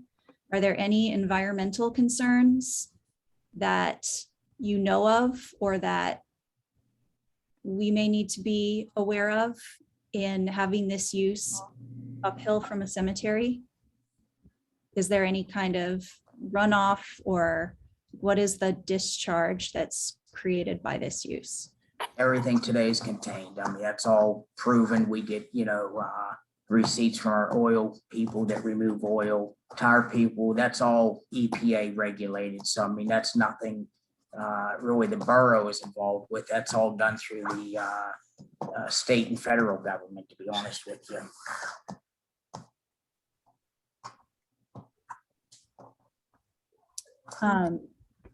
I also had a question about whether you've spoken to anyone at the church about how this might impact them. Are they aware of this potential use? Has there been any communication between, because it is very, very close to an institutional use that has kids there, that has, has there been any communication with the church? Not that I know of. I don't quite understand. I mean, we're not really right next to, is actually a building between us and the church that they just tore down. So I don't see, how I can be considered so close to an institution like that. I mean, as I said before, there's no fumes coming out of the building. No painting, anything like that. It's just strictly automotive repair. And again, this is a fairly standard question in considering a conditional use permit, to think about compatibility of uses. Most zoning does not put a use like that next to a church. So these are things that we are considering. So they haven't been consulted yet? Well, they know we're buying it because they actually let us use their water and stuff when we were cleaning up and that. So. Have you thought about your signage? Do you have plans for what kind of signage or where you intend to put signage? Yeah, I'd like to take the signage off our other building. It's a lit sign, Woolbert Auto. We're gonna have it changed to Woolbert Auto Repair and installed on the front of the building. Okay. Do you intend to have it? It's not a bright sign. It's, I mean, it's nothing that's gonna light up the neighborhood or anything like that. It's, as far as I'm concerned, it's a very class sign. Do you, it is a nice sign. Do you have any intent to put additional signage, since the building is far back from the street? Do you have an intent to put additional signage towards the street or towards the busway, or is your intent to keep the existing signage that you have on the building? Just the existing signage. Just to clarify, within the parking lot itself, there would be some sort of designated smaller signs that would potentially tell if it stays a Port Authority leased lot. It would differentiate which spots were for Woolbert's, which spots were for Port Authority. Yes. And I could do that one of two ways. I could either put small signs up like most people, do, or I could mark it on the, the asphalt. So, I mean, whatever someone would prefer, it doesn't matter to me either way, what I mean?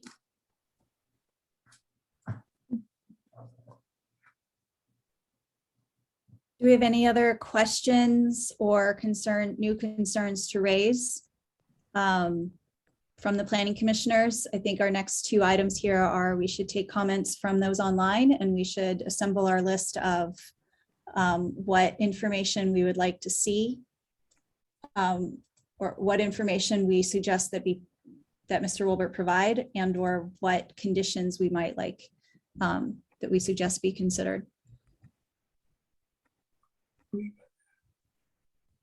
So again, before we go on to community input and then assembling our list, are there any other new questions or new concerns the Planning Commission would like to raise?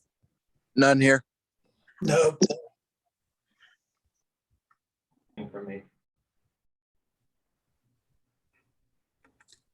Okay, well, I think we've had a fair amount of discussion and we'll want to take a couple of these things and list them out and agree on our list of what information we think should be provided or conditions being met. And before we do that consolidation, I do want to open it up to citizen comments. If there's anyone on the line who would like to put their hand up or simply unmute themselves, there are only a few of you on.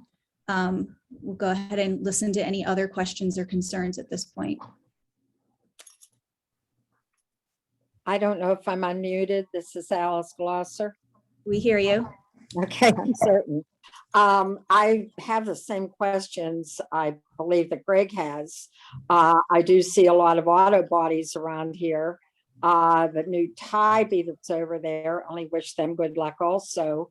I don't see the parking spaces, and I'm seeing a couple old cars sitting there, have been sitting there for a couple months. I look over here at the one that has the big neon signs with it being an auto body. They do not have parking facilities there. I think I put my foot on that at one time because they were starting to use Belvedere Street. I addressed it and it was taken care of. I must agree with that. You know, these are things that I want to know, how were they able to get that? And I don't know why an agreement couldn't be made with Port Authority and Woolworths.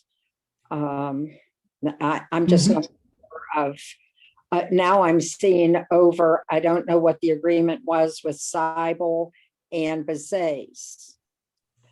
Because there have been large trucks sitting over there in Seibel's lot that have been like a spillover from Bazay's. I don't know how this can all be, and then we're questioning this large parking lot. Those are just a few things that I note from being in the neighborhood and walking the neighborhood. I mean, questions about parking and access for this lot, those are valid questions, but comparisons to the other auto shops are more difficult to raise because like the solicitor mentioned earlier, those may have predated the current code that we have.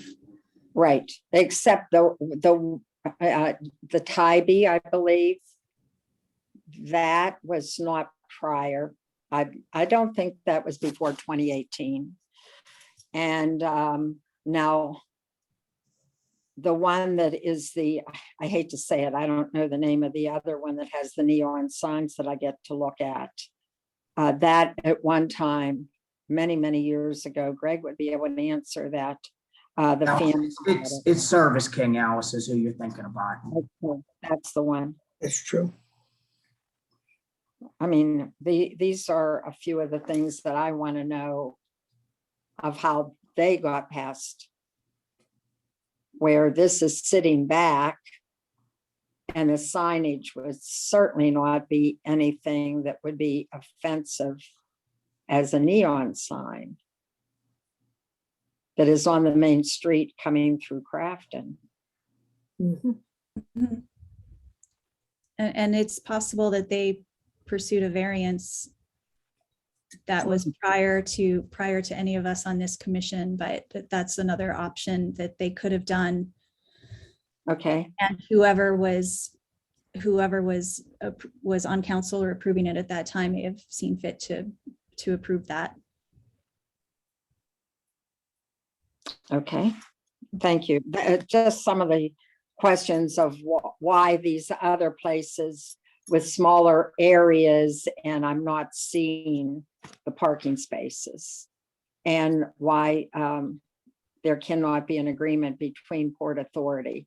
And talking as far as the property goes, If you look over there at the Park and Ride and you walk along Station Street, the condition around the trees with all the weeds growing up, nothing really made to look like this is something what we want to present in the community either. And I'm not sure who is responsible for along the trees and along that parking ride by the Borough Building. These are other issues just be brought up at the Yeah. same time because, you know, we're talking about a piece of property right now, and these are some of the issues that are coming up where some of the other issues hadn't been taken care of. Okay, this is not what the issue is right now. We're focused on this particular Yeah. lot, and it's worth thinking about what has happened elsewhere, because like we've said a few times, if we issue this permit, we want to make sure we've thought through what the impacts might be down the road, including if it were to be a different owner in the future. Correct. We want to make sure that we have conditions about maintenance if that's something that's needed. So they're worth thinking about, but they are not these areas outside of the lot are not Correct. Correct. what Mr. Wolbert can control. I understand. Thank you. Thank you. Do we have other comments or questions to consider before we start to compile our summary?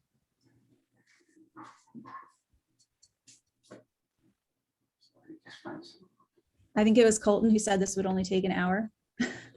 And that was when I was understanding exactly what this was involved. So yes, that is correct. I apologize for my lack of knowledge. Zoning is legal, Colton. It's you know. Yeah, I misunderstood what Yeah, our think it purpose was. That was the problem. Okay. Well, how about our planning commissioners review the things that we've talked about and assemble a list of what we think should either be information provided in order to consider this. I think it's fair to simply say that all information in the engineer's report be considered.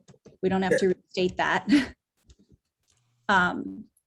The engineer's report listed a number of things that need to be documented and listed and shown on a site plan. So that should all be provided. In addition to that, though, we've talked about a few other things here tonight. So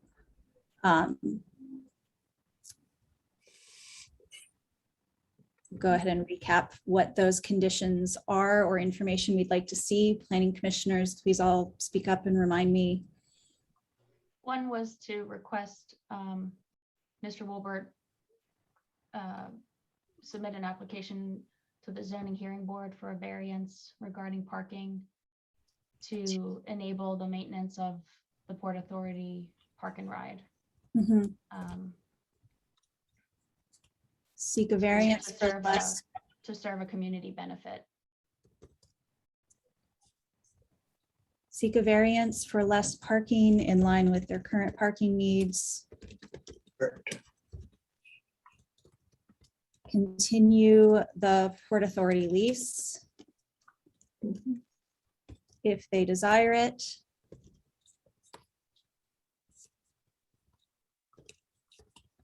And provide a 20-foot community oriented space to include things like sidewalk space, landscaping,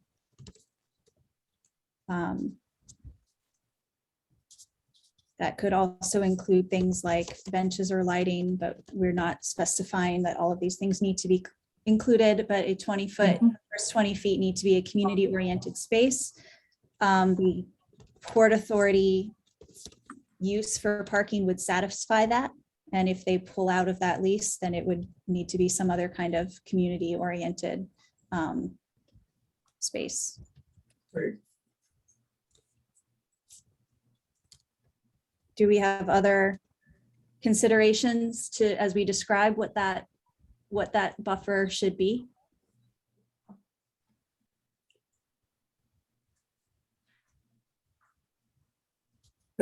None here. No, We talked about signage, and I would suggest that the current plan for using the existing signage on the new building and moving it to the new building sounds like a great idea. But any additional new signage,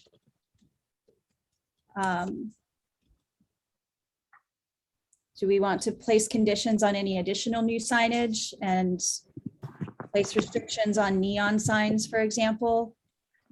Perhaps the solicitor could guide us to what the current sign ordinance is. You know, I didn't really take a look at that because that's usually like a permitting thing.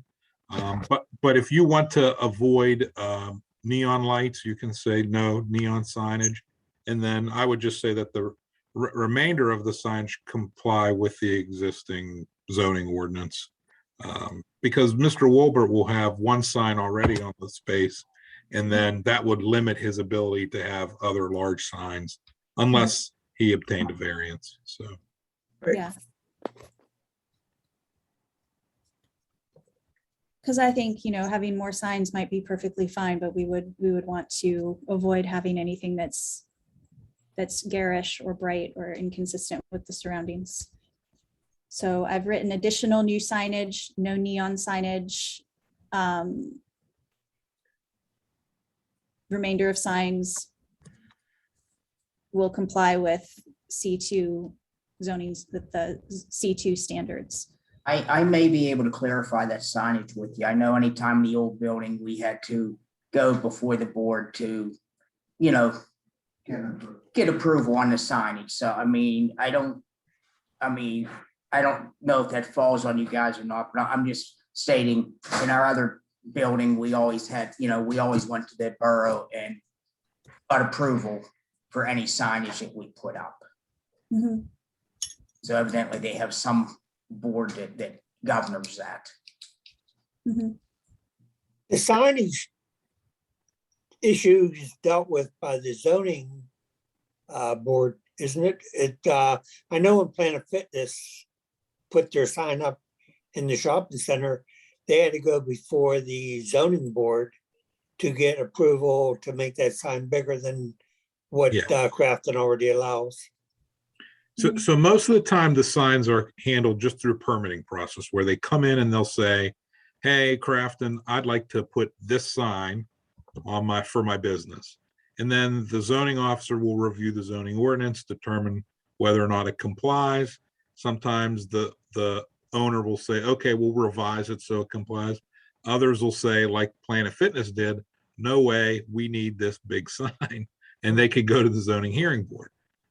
So that's how that goes down. It's just, I'm not saying it's premature. It's good to have the discussion here, particularly given Ms. Glasser's concern about neon signs, et cetera. But, you know, ultimately, he's restricted to what the ordinance provides. I'm assuming that the old sign is complying with the ordinance, but we would have to, you know, make sure that that's the case as well. It should, but it could have been revised since then where it might be too big or I don't know, too bright. But we have all those regulations in the ordinance. So.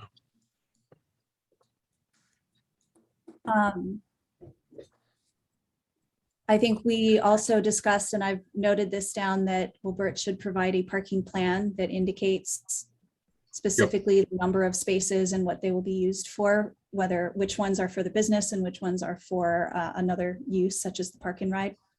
Yeah, we want to make sure that there's a condition to get the lease as well. Mm-hmm.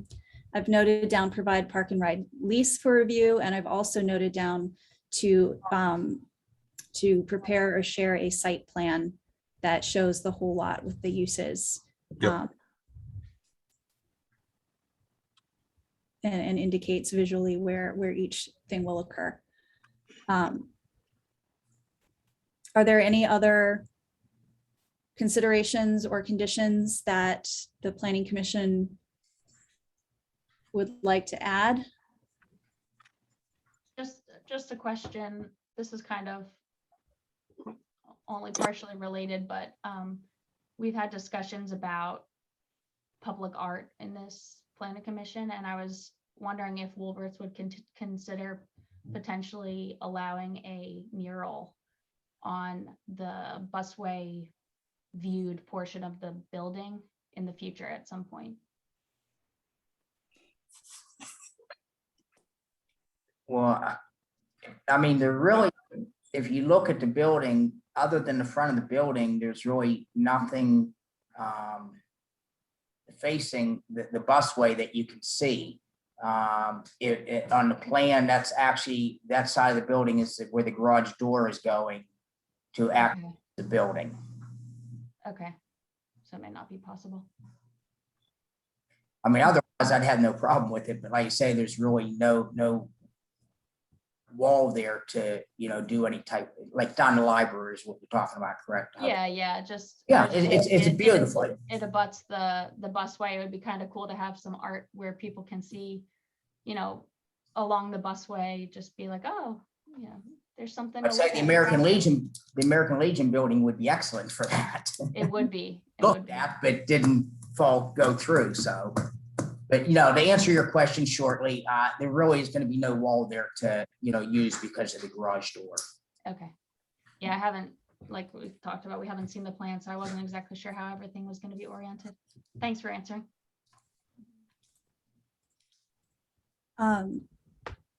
Do we also want to each state any other concerns or thoughts or provide our vote on whether we think this is a suitable use in this location? I think what we would be stating at this point, because we are asking for more information and providing some conditions, we would be stating not a final decision on this, but our recommendation each individually at this point as to whether we believe that this is a suitable use that's in line with the intent of the area. And then above and beyond that, if the permit is approved by council or is considered by council, then we will state our list of recommended information to provide and conditions to be met. I'm not sure if the first statement, is that how it works? We're supposed to state whether we believe it's. I mean, at this point, you should take into consideration everything that's been presented. And you should, someone should make a motion to approve recommendation or recommend that council does not approve the application subject to the conditions that we went through. In order for council to consider this on the 23rd, we need a thumbs up or thumbs down on the recommendation from this body. And it can be subject to the conditions that we just went through. Mm-hmm. I think what I'm saying is before we make that, the only thing we haven't discussed yet is whether we agree that this is a good use in this location or not. We've talked about the various things we'd like to see from it, but we haven't yet discussed whether we agree or disagree. This is not a vote yet. This is our chance to get on the record whether we have That's any. Totally fine. Yep. Mm-hmm. We will then make our motion. Okay, that works. We have not yet covered whether we all agree or disagree or have anything we'd like to put on the record about whether this is a use that is in line with the comp plan and in conformity with the community, with the community's intent and direction. So Kirsten, given the list that you've now created and Rich has helped to compile, What I'm hearing is we could entertain a motion to adjourn with a recommendation to Doug as the liaison to gather the information required, and then that we would reconvene to make a decision based off of the site plan and all the other measures that were just requested to make a final recommendation. Is that true? Mm-mm. You can do that if you want, but then you have to have another meeting before the 23rd. So. But we don't or you have the could just- information. Right, but you're saying that you would say that it's conditioned upon that information being provided. Right. And because council will weigh the information, it will have to be provided, or the conditional use would not have to be granted because the information and the conditions were not met. And just to clarify, the engineer will review it again Exactly. once Yep. they have the remaining information that the first letter requested. And that engineer's report from that review will then go to council for consideration ahead of the decision. Correct.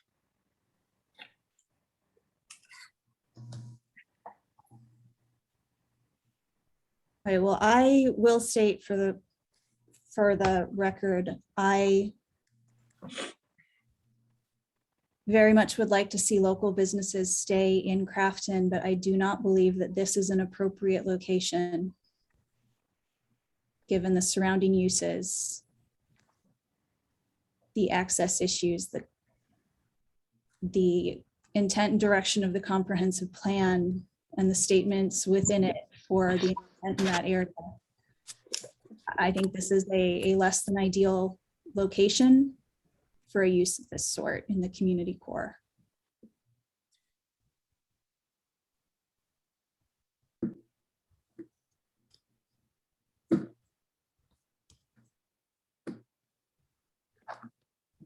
I'll second that. I don't This know is if not a that's motion secondable. yet. This is I don't know just if that's secondable. I will echo that and say that I don't see, and the number one thing that I really struggle with is as much as the benefit of having a community oriented business that is committed to the community and an established track record of just great freaking things for the community that the Wolver family has made. I'm concerned about one thing, and that's access. The access through a Port Authority parking lot to get to this business, it really is confounding to me. I just only see it as being very problematic. Signage, all the things that you guys talked about are interesting, but I just really see it as an access issue. And if we take away that lease to the Port Authority and the parking spaces that we have, we really lose an asset, a significant asset in the community in terms of the future of transit oriented development. I don't see how the access to the business can coexist with the need to have those spaces with the goal of increasing the transit oriented development that we have established in the plan.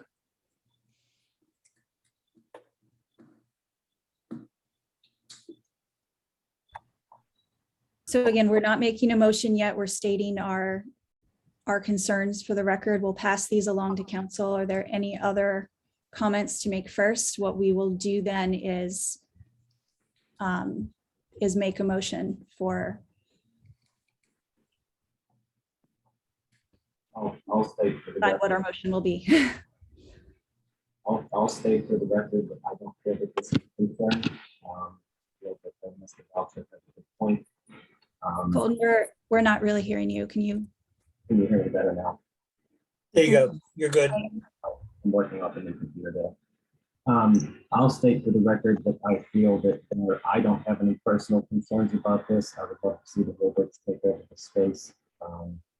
That's just my personal opinion. I feel that though Mr. Valchek has a good argument about the parking for the Port Authority. I feel that the Borough building has a similar issue and they have to access the parking lot for the Port Authority and the back of the Borough building the same exact way, just in reverse of the way the accessing Mr. Wilbert's lot through the Port Authority lot. So I feel that that's an argument for the Borough building as well. It's the same exact thing. So I don't feel that there's any concern. I feel that it would be perfectly fine.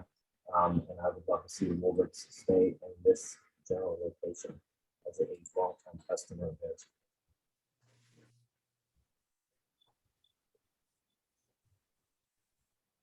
I would like to say also that I'm more or less going to echo what Colton says. We dealt with Wilberts with every one of our cars. And the way we dealt with it is we dropped the car off the night before, dropped keys in the box. Greg or Donnie would do the work that they needed to do. And we pick up the car the next morning or at the end of the day. Then it's not that Port Authority lot is constantly switching cars. People come in the morning, park their car there, come back at 3 o'clock, pick up their car and leave. So there's not really a lot of traffic going through that lot. It's just maybe an hour in the morning, an hour at night that the cars are moving around. Greg is doing his business with customers off those hours. And I'm sure he can work around that. And I really, like I say, I really don't see a traffic issue going through that lot. Again, I'm probably repeating myself, but the traffic is only a half hour to an hour at the most for those cars getting in there and getting back. It's not a massive lot. There's 30-some parking spots there. So those people are getting in there and getting out of there real fast. That's about all I had to say. I just want to say too that I agree with that. And I also just want to say thank you for Mr. Wilbert for at least up until this point. And I'm sure going forward, I appreciate that you've been amenable to every condition that we've discussed up until this point. That's right.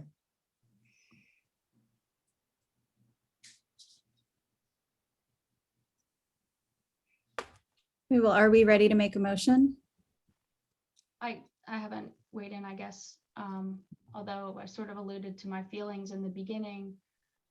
I don't feel that this use aligns with our vision, but I also don't think that there's enough weight to stop it with our current zoning ordinance. And I mostly just feel sad that the borough hasn't moved on the zoning ordinance rewrite that they submitted a proposal to redo 2 years ago. We might have been in a totally different place if we had prioritized that project.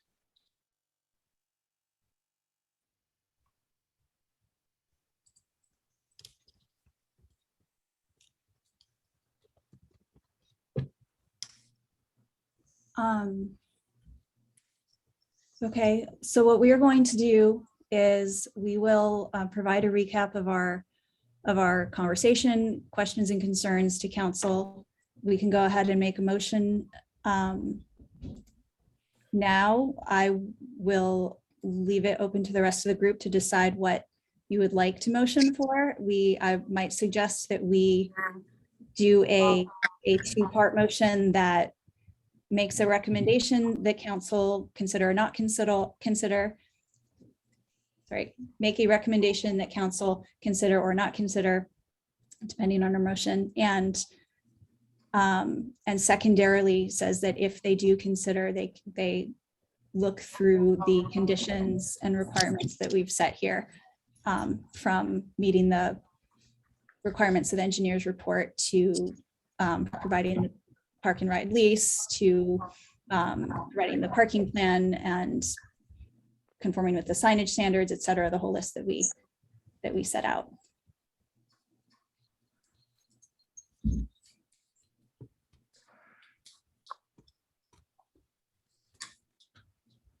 I can force it. I'll make the motion to not recommend the council to move forward with the permit, contingent upon the other information that's given and a more informed decision is made.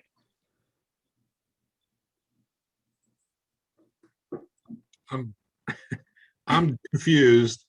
It's either approve with conditions or reject. That's really the binary. It is a binary choice, I think. Reject. So you make a motion to reject the Motion application. motion to reject. That's fine. I don't agree with you, Mr. Corbel, but you're welcome to weigh in with the legal weight.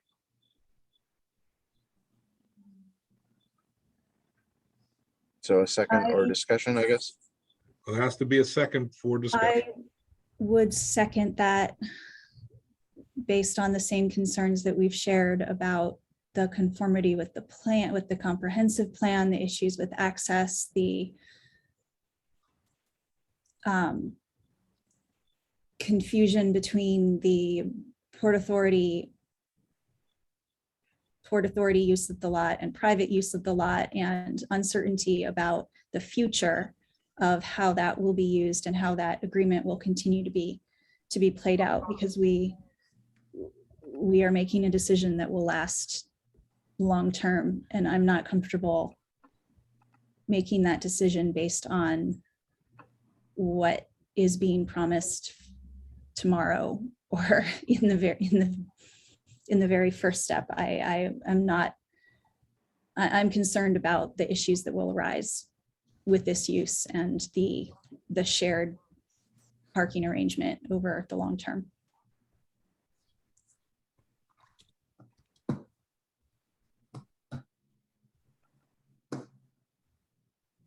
Any discussion?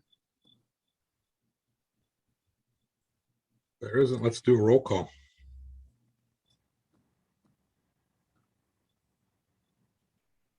Okay, We have to have all the commissioners vote. right. I- Okay, Kirsten, Can I say something first? Just as part of this discussion, I you're good. am a bit confused whether we have the right to reject it. If it's not a use by right, but it's almost a use by right. It's a recommendation to council to reject. So we're not rejecting it. You're just recommending that council, when they hold their hearing on September 23rd, reject Mr. Wolbert's application. Right, but I guess what I'm saying is I'm fuzzy on the grounds with which we're rejecting. Are we just pointing to the comprehensive plan and saying it doesn't align with our vision? Is that our main point of rejection? I mean, can legally, is that possible to do? Can the council reject it based on those grounds legally? I'm basing it on the combined weight of the comprehensive plan that you described, as well as the lack of access to the business, given the need to have the Port Authority parking lot. It was mentioned that the Borough Building has a similar issue, and that was used as an illustration of the fact that it is an issue, as well as an illustration of if the Borough Building can do it, then why can't Wolbert's? And I think we need to be very careful about that, because if something has been an issue elsewhere, we definitely don't want to repeat that. And it is our responsibility not to repeat that.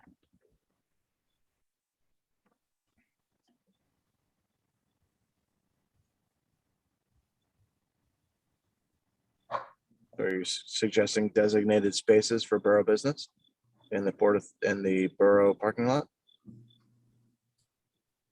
I mean, that wouldn't change the argument that you make. I would still keep the argument that you made in the fact that the access to the borough building is for the Port Authority lot is from the borough building, whereas the access to Mr. Wolbert's business is through the Port Authority parking lot. So it's the same exact thing, just in reverse. It's not the exact same thing, though. First of all, it is an issue at the Borough Building. People talk about how that is an issue. So we don't want to repeat that elsewhere and do the exact same thing that has been an issue elsewhere. And the second point though, it is not the same thing to have a park and ride that shares public government owned borough space versus a privately owned business lot. That is something that is outside of our control. If we set that up, Right. and I that agree. is, entirely outside of it's a completely different situation to say that the park and ride is shared with a governmental entity versus shared with a private business owner and controlled through that private business owner. I think that's concerning. Nonetheless, my point is that I don't feel that it's an issue. I've never had an issue with Port Authority parking going into the borough building. I can't say the same going to the AFC. I can't say I've spent a lot of time there, but as much time as I've spent in the borough building and in that general vicinity, I personally have never had an issue going through there due to the parking ride or the borough parking. That's just my point. Is that I don't think it's an issue. Like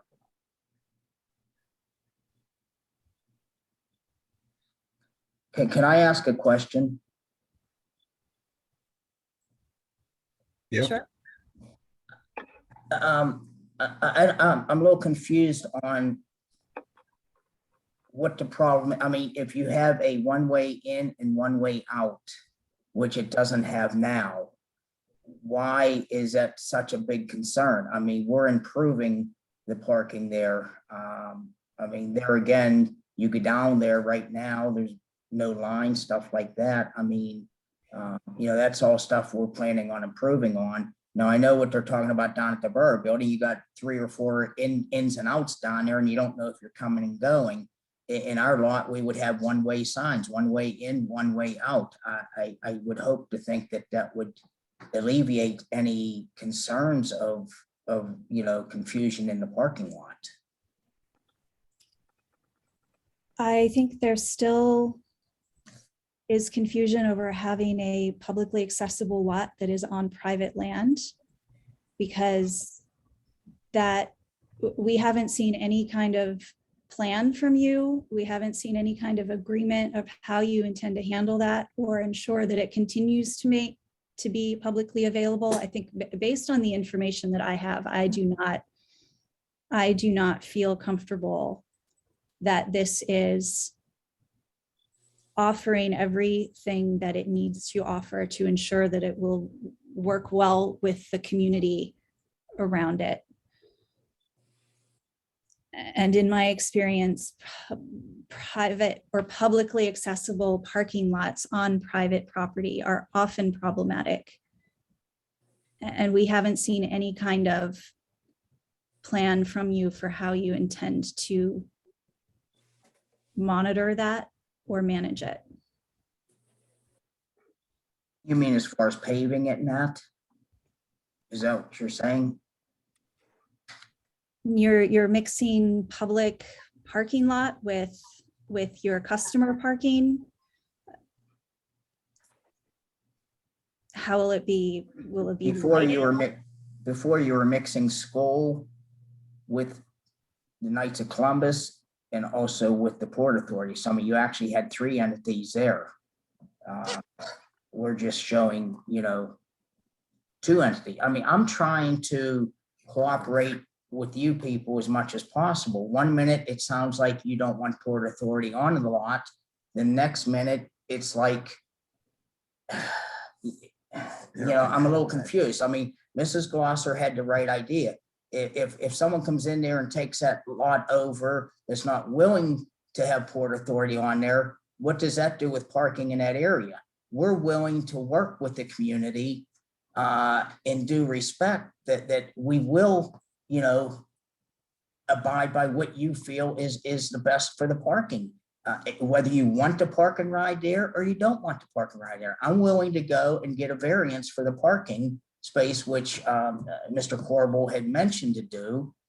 And so therefore, I'm just, like I say, I'm trying to work as much as I can with you people. I'm not asking for the world. I'm just asking for a little consideration.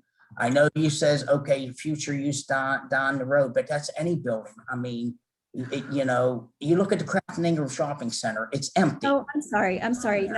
Let's not get too derailed. Your permit was incredibly light. There was almost no information in it. And it is eminently fair that this planning commission ask for more information, and we can only make the decision that we are going to make based on the information we have.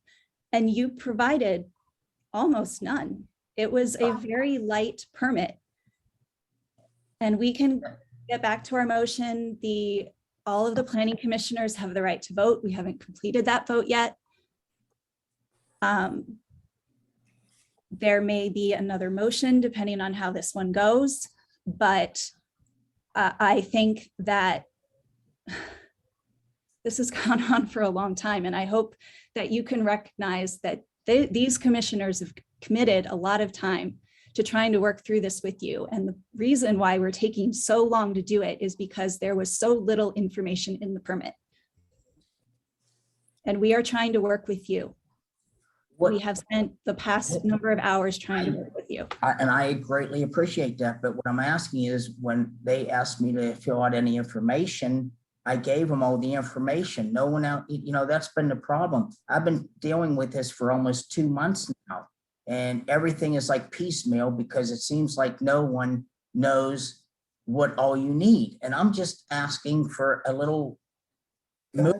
I mean, I will give you all the information you need. I mean, at 4 o'clock today, how is that my fault? Why, you know, they knew this meeting was going to be held a couple of days ago. Why wasn't it brought to our attention that they needed this information? You would have had it. I mean, it's not me that's holding up the process. I mean, believe me. I think this process has been expedited at your request. So we are all moving very quickly, and the process can only move as quickly as it does. And we've taken a long time. So I want to get back to our motion. We have 2 people who have spoken. We have 3 planning commissioners who have not yet put in their vote officially. And you all do have a voice to record your vote.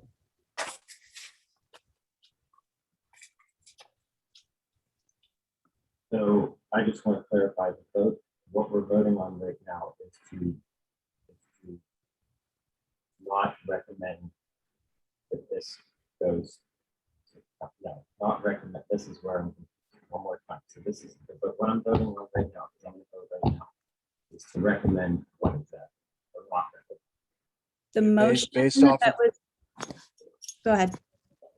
Based off the information that's been presented so far to this time, as of 9:17 p.m., I am motioning to reject the proposal to council to move forward as our recommendation.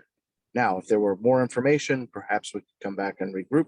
But what I'm saying is, based off the information that I have, what I've received, and the assurances I have for today's and future businesses, I'm saying I motion to reject.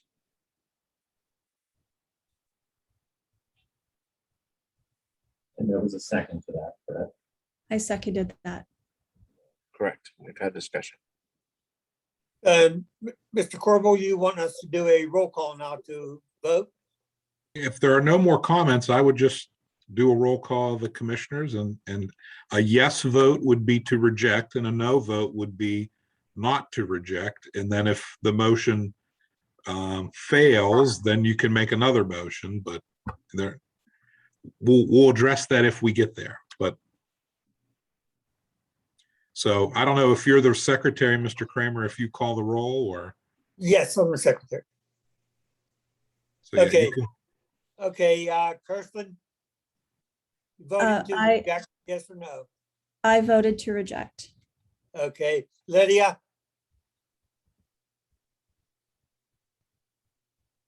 Lydia, Lydia, you're muted. unmute yourself there. Sorry, I was deliberating in my mind. All right,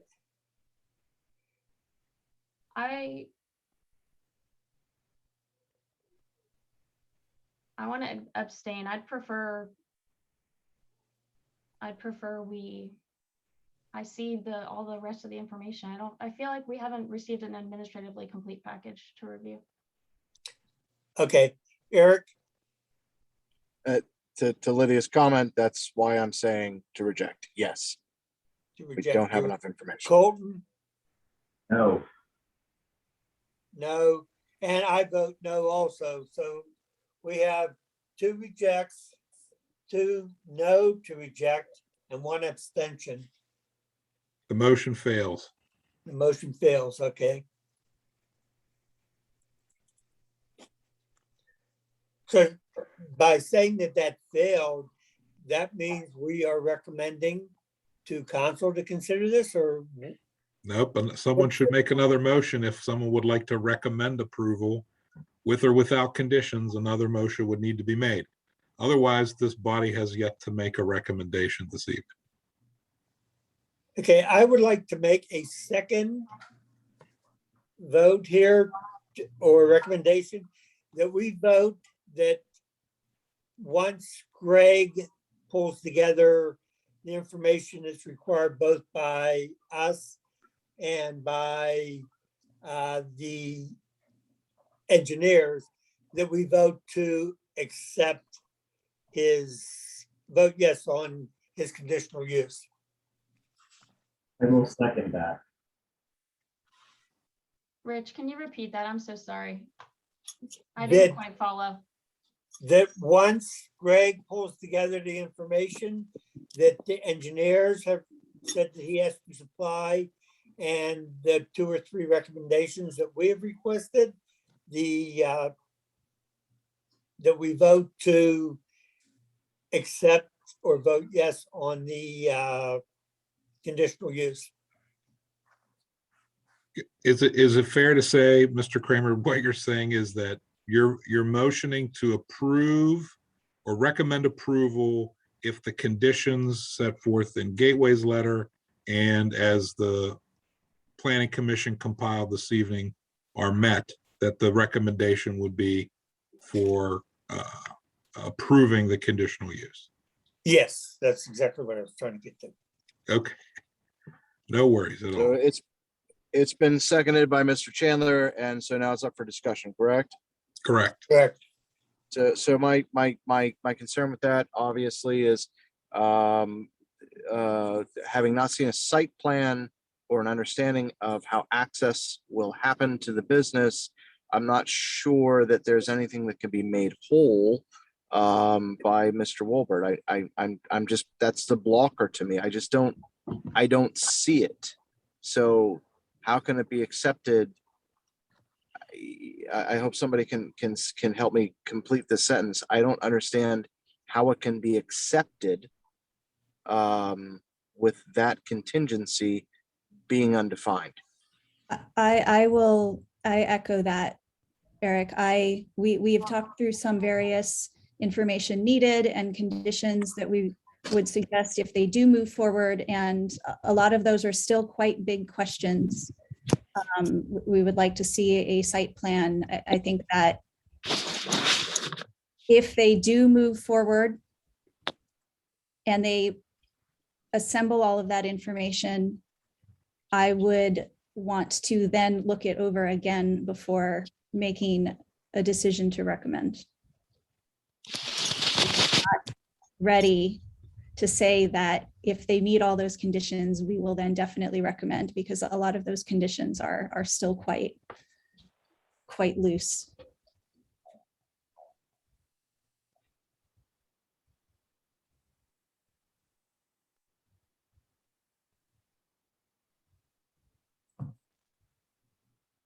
Is there other discussion? Do we want to do a roll call on this one?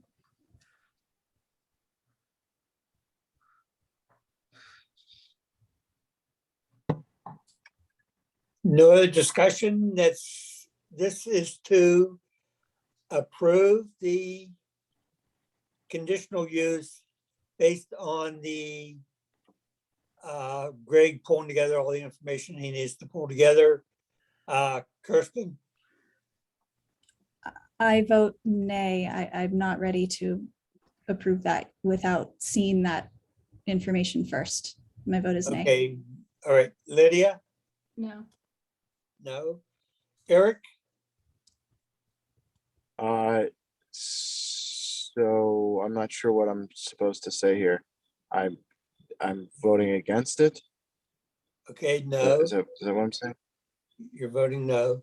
Colton, Based on your comments, that's what I think you're saying. yes. Yeah, it's very confusing to me. Okay, Colton, I vote yes. and I vote yes. So That that motion fails as well. fails. So what we could do is we could motion to provide a recap of our concerns and the conditions that we would like Wilberts to meet and the information that we would like them to pull together. We can make a motion to suggest that they gather that information and address those concerns and then Bring resubmit. it back to the planning commission? Bring it back. Is that what you're saying? Yeah, That is what I'm saying. We Okay. voted to reject and it failed. We voted to accept and it failed. Right? We I'm can following you. I To have delay. I'm following you for sure. I think that's reasonable. I would suggest that the commissioners also, that you also discuss when you would like to continue this hearing to, so we can avoid an additional legal ad. We're able to do that. The hearings continue. We could post it on Savvy Citizen on the website, but we won't have to incur an expense for an ad too. So once we get past this, we want you to gather the information, Mr. Wilbert. We want you to resubmit it to the Planning Commission for review. That if that motion passes, then I would suggest that you all figure out a date to which you would like to continue this and then make a motion to recess and to continue it until a date certain and time certain. And it needs. Mr. Corbo, Go ahead. can I just say that this has been just something that must be incredibly frustrating to Mr. Wilbert. He would not be submitting anything to the planning commission. Rather, it would all go through Doug Sample, Mr. Sample, correct? Correct. He'll have to submit it to the borough and the borough can supply it to Yeah. the planning commission. Yeah. So, But he's the liaison to the commission. I'm just saying he doesn't have to track down anything. Just he has a contact to Mr. Sample, who is a bona fide and viable contact. This information would be supplied to him and then supplied to us, and then we would continue this decision process. Correct? Correct. Is that something we're gonna have to vote on to adjourn, or do we just call for a recess now and have Greg pull together everything? Well, I think you should make a motion asking him to do so. And if that passes, then you all should talk about a hearing date to continue this to. I motion that Mr. Wilbert provides to Mr. Sample and Crafton Borough the information requested, not in consideration of the engineer's stuff that was presented today, as well as our concerns specifically around the site plan and access to the building property, upon which we will reconvene this meeting. That's sufficient. Second. That. I think Ms. Herring seconded that. I did. Okay. Yes. Good. Okay, Kirsten, I approve that motion. Yes. yes. Lydia, Yes. okay, Eric, Yes. Colton, Yes. and Rich, yes. Okay, do we set up a meeting now or reconvene, or do we yes, have to we- wait now? Yes, let's In set up order a, to comply with the Sunshine Act, we have to make that announcement now. So and we need to do this before the 23rd yes, yep. September. Yep. Um, I Can we think ask the Mr. I think the Wilbert right. when Yeah, he- Mr. Wilbert. Yeah, when is Yes, you're, information possible to be available before we pick a sounds date? like you have it all. Okay, let me just make sure what all you want. The Port Authority lease will be no problem.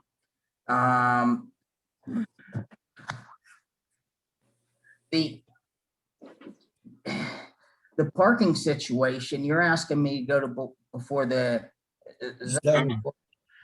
Not at this point. We're not saying that yet. We want you to give us a site plan with the parking, how many spots there are, et cetera. So we can look at the parking situation and understand it, as well as the other issues we discussed with the parking lot, 20 feet, et cetera. We just want to be able to review that. Mhm. Yeah. being a Because we don't have solicitor- anything, all we're doing is looking at a Google satellite image. And Right. we need to have a permanent plan. All right, And my how many question, spaces you intend to pursue for yourself, how many, where you intend to have Yep. park and ride spaces. There's been a comments of things being done in different ways, so we need to see what you What your plan is. put one down on a plan. Yeah. my question to the solicitor is, I'm gonna ask for a little attorney advice here. I will represent you, Mr. Wilbur. I understand that, but the biggest concern seems to be this parking situation. If do away with the Port Authority parking, is there any way they can stop me from entering this building? From what you're hearing, what they need. I don't want to do that, but it sounds like they're forcing me to do that.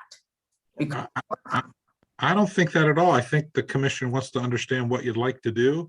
And if you think because of your past experience in the community that you only need 10 spots, 10 parking spots, et cetera, that the commission, it sounds to me, and anybody step in if I'm overstating this, that they would prefer to have the Port Authority remain. They would prefer that if in order to do that, you need to seek a variance, it sounds like they would be supportive. Council may be supportive. I know I've written letters or appeared at zoning hearing board hearings and supported applications on behalf of the municipality. I've opposed them too, but I don't think that's what they're saying at all. I think they just want you to say, this is what I want. This is what I think I need. And then Okay. we'll work from there. But at this point, they don't have anything to go on because nothing's in writing but a 3 or 4 okay, application that doesn't really say a whole lot. okay, and that's why I asked that to you, because Yep. like I said, I prefer it to be a park and ride. But like I say, if that's Okay. hindering on their decision, which to me it sounded like, you know what I'm saying? I told you in the beginning, I'm willing to work with you people. You tell me to park and ride, I'll do everything I can to keep it a park and ride. If I need to go before the zoning board, I will do that, you know? I mean, that's all I'm. Okay. So I got the Port Authority lease, forget the zoning board right now, forget, I guess, the landscaping, correct? Yes. Point, okay. I need to get with Doug tomorrow and get that list of what Gateway gave and answer those questions, right? Yep. Yeah. Your plans for signage, I think you should submit what even if it's just a narrative about what you intend to do with the signage, if you Signage, get right, that sort of thing. okay. What else did we have here? Your sale agreement, if you have an agreement of sale, you should probably submit that as well. I thought they got a copy of that today. I dropped that off yesterday at the Borough Building. Okay, we haven't seen that, but that's probably important as well. Anything else that anybody else would like Mr. Wolbert to provide? I mean, I understand that there are these like blueprints, like those should be made available to Planning Commission that the borough's contractor BIU has possession of, so you can see exactly what is going to happen with the buildings. I think more loosely stated, he's heard our questions and concerns about how this will impact the sites and the lots around it and the views into the community. And so anything that you are planning that you think would help address those concerns or convince us that this will be a suitable fit to the neighborhood in that location and not be a nuisance to any of the surroundings. Anything that you have in mind, put that on your site plan so that we can see it and respond to it. You've heard the concerns raised tonight, and so, you know. This is something I can draw up. I don't need like an architect to draw it up. I mean, you just need a basic plan of what we plan on doing with the lot and the landscaping and the building and the signage and that, correct? Is that what you're asking for in the parking? Yes. maybe do it on gridded paper. I'm blanking on the word, but Like you graphic. can try to make it to scale of, Yeah. you know, approximately. I got It you. would help us visualize instead of it just being like a doodle sketch. Okay. Graph paper is what I'm looking for. Greg, your neighborhoodness is an asset to our community, and I don't want you to walk away from this as you being given you know, any kind of the bums rush or harassment or anything like that. The bottom line is we're just trying to make sure that this fits within the comprehensive plan, to understand the context and the scope of it. You know, my biggest concern is if you take a wrecker, a vehicle up pre-pandemic through that parking lot, I just don't see how you're going to get a tow truck through that parking lot to the Knights of Columbus building. So help us understand what that looks like. Yeah, Is the biggest concern that I have. The parking and the other mitigation, those sorts of things. Yeah, that needs to be addressed, but you're a businessman, you'll figure that out. But like I said, the site plan, like help us understand more than I got you. no offense, the 20 words on the PDF that we saw. Give us a vision of what this is going to be, so that should we approve this, we don't take the brunt of it saying, gosh, this really was out at disconnect and not in line with the Crafton Thrive plan. I got you. Make sense? Yes, yes, sir. No, I haven't got the feeling from anybody they're negative against it. I understand you want more information, and I will get that to you as early as tomorrow if I can. Maybe Friday I'll have to have someone draw it because my drawings are terrible, but I will get the information to you. And we need to give Yeah. appropriate notice before we have another meeting. We need 2-week notice to advertise it. No, if we continue the meeting, we It's a won't have to continuation. file an advertisement. If we So we consider this a recess and we come back. Yeah, so we'll continue the do it. hearing, the meeting until a date certain. So that's why the next, Can after I we. can I Well, can wait I a minute. motion We that didn't- we reconvene Wednesday of next week? Yeah, you can. Yeah, I don't know if that works. I mean, I know I have a conflict, but I'm just saying Monday's a holiday, Tuesday's a mess. Wednesday's the soonest I can possibly commit. So Wednesday or Thursday next week, you pick. I'm gonna motion for Wednesday if somebody wants a second or counter or whatever. the Thursday is the council meeting, Council meeting, right? and Oh, this Thursday's terrible. Yeah. If we I'm do back- it the following week, would you be able to join us, Steve? no, I'm not on the 15th. No, I have Forest Hills Borough Council on the 15th and Aspinwall on the 8th.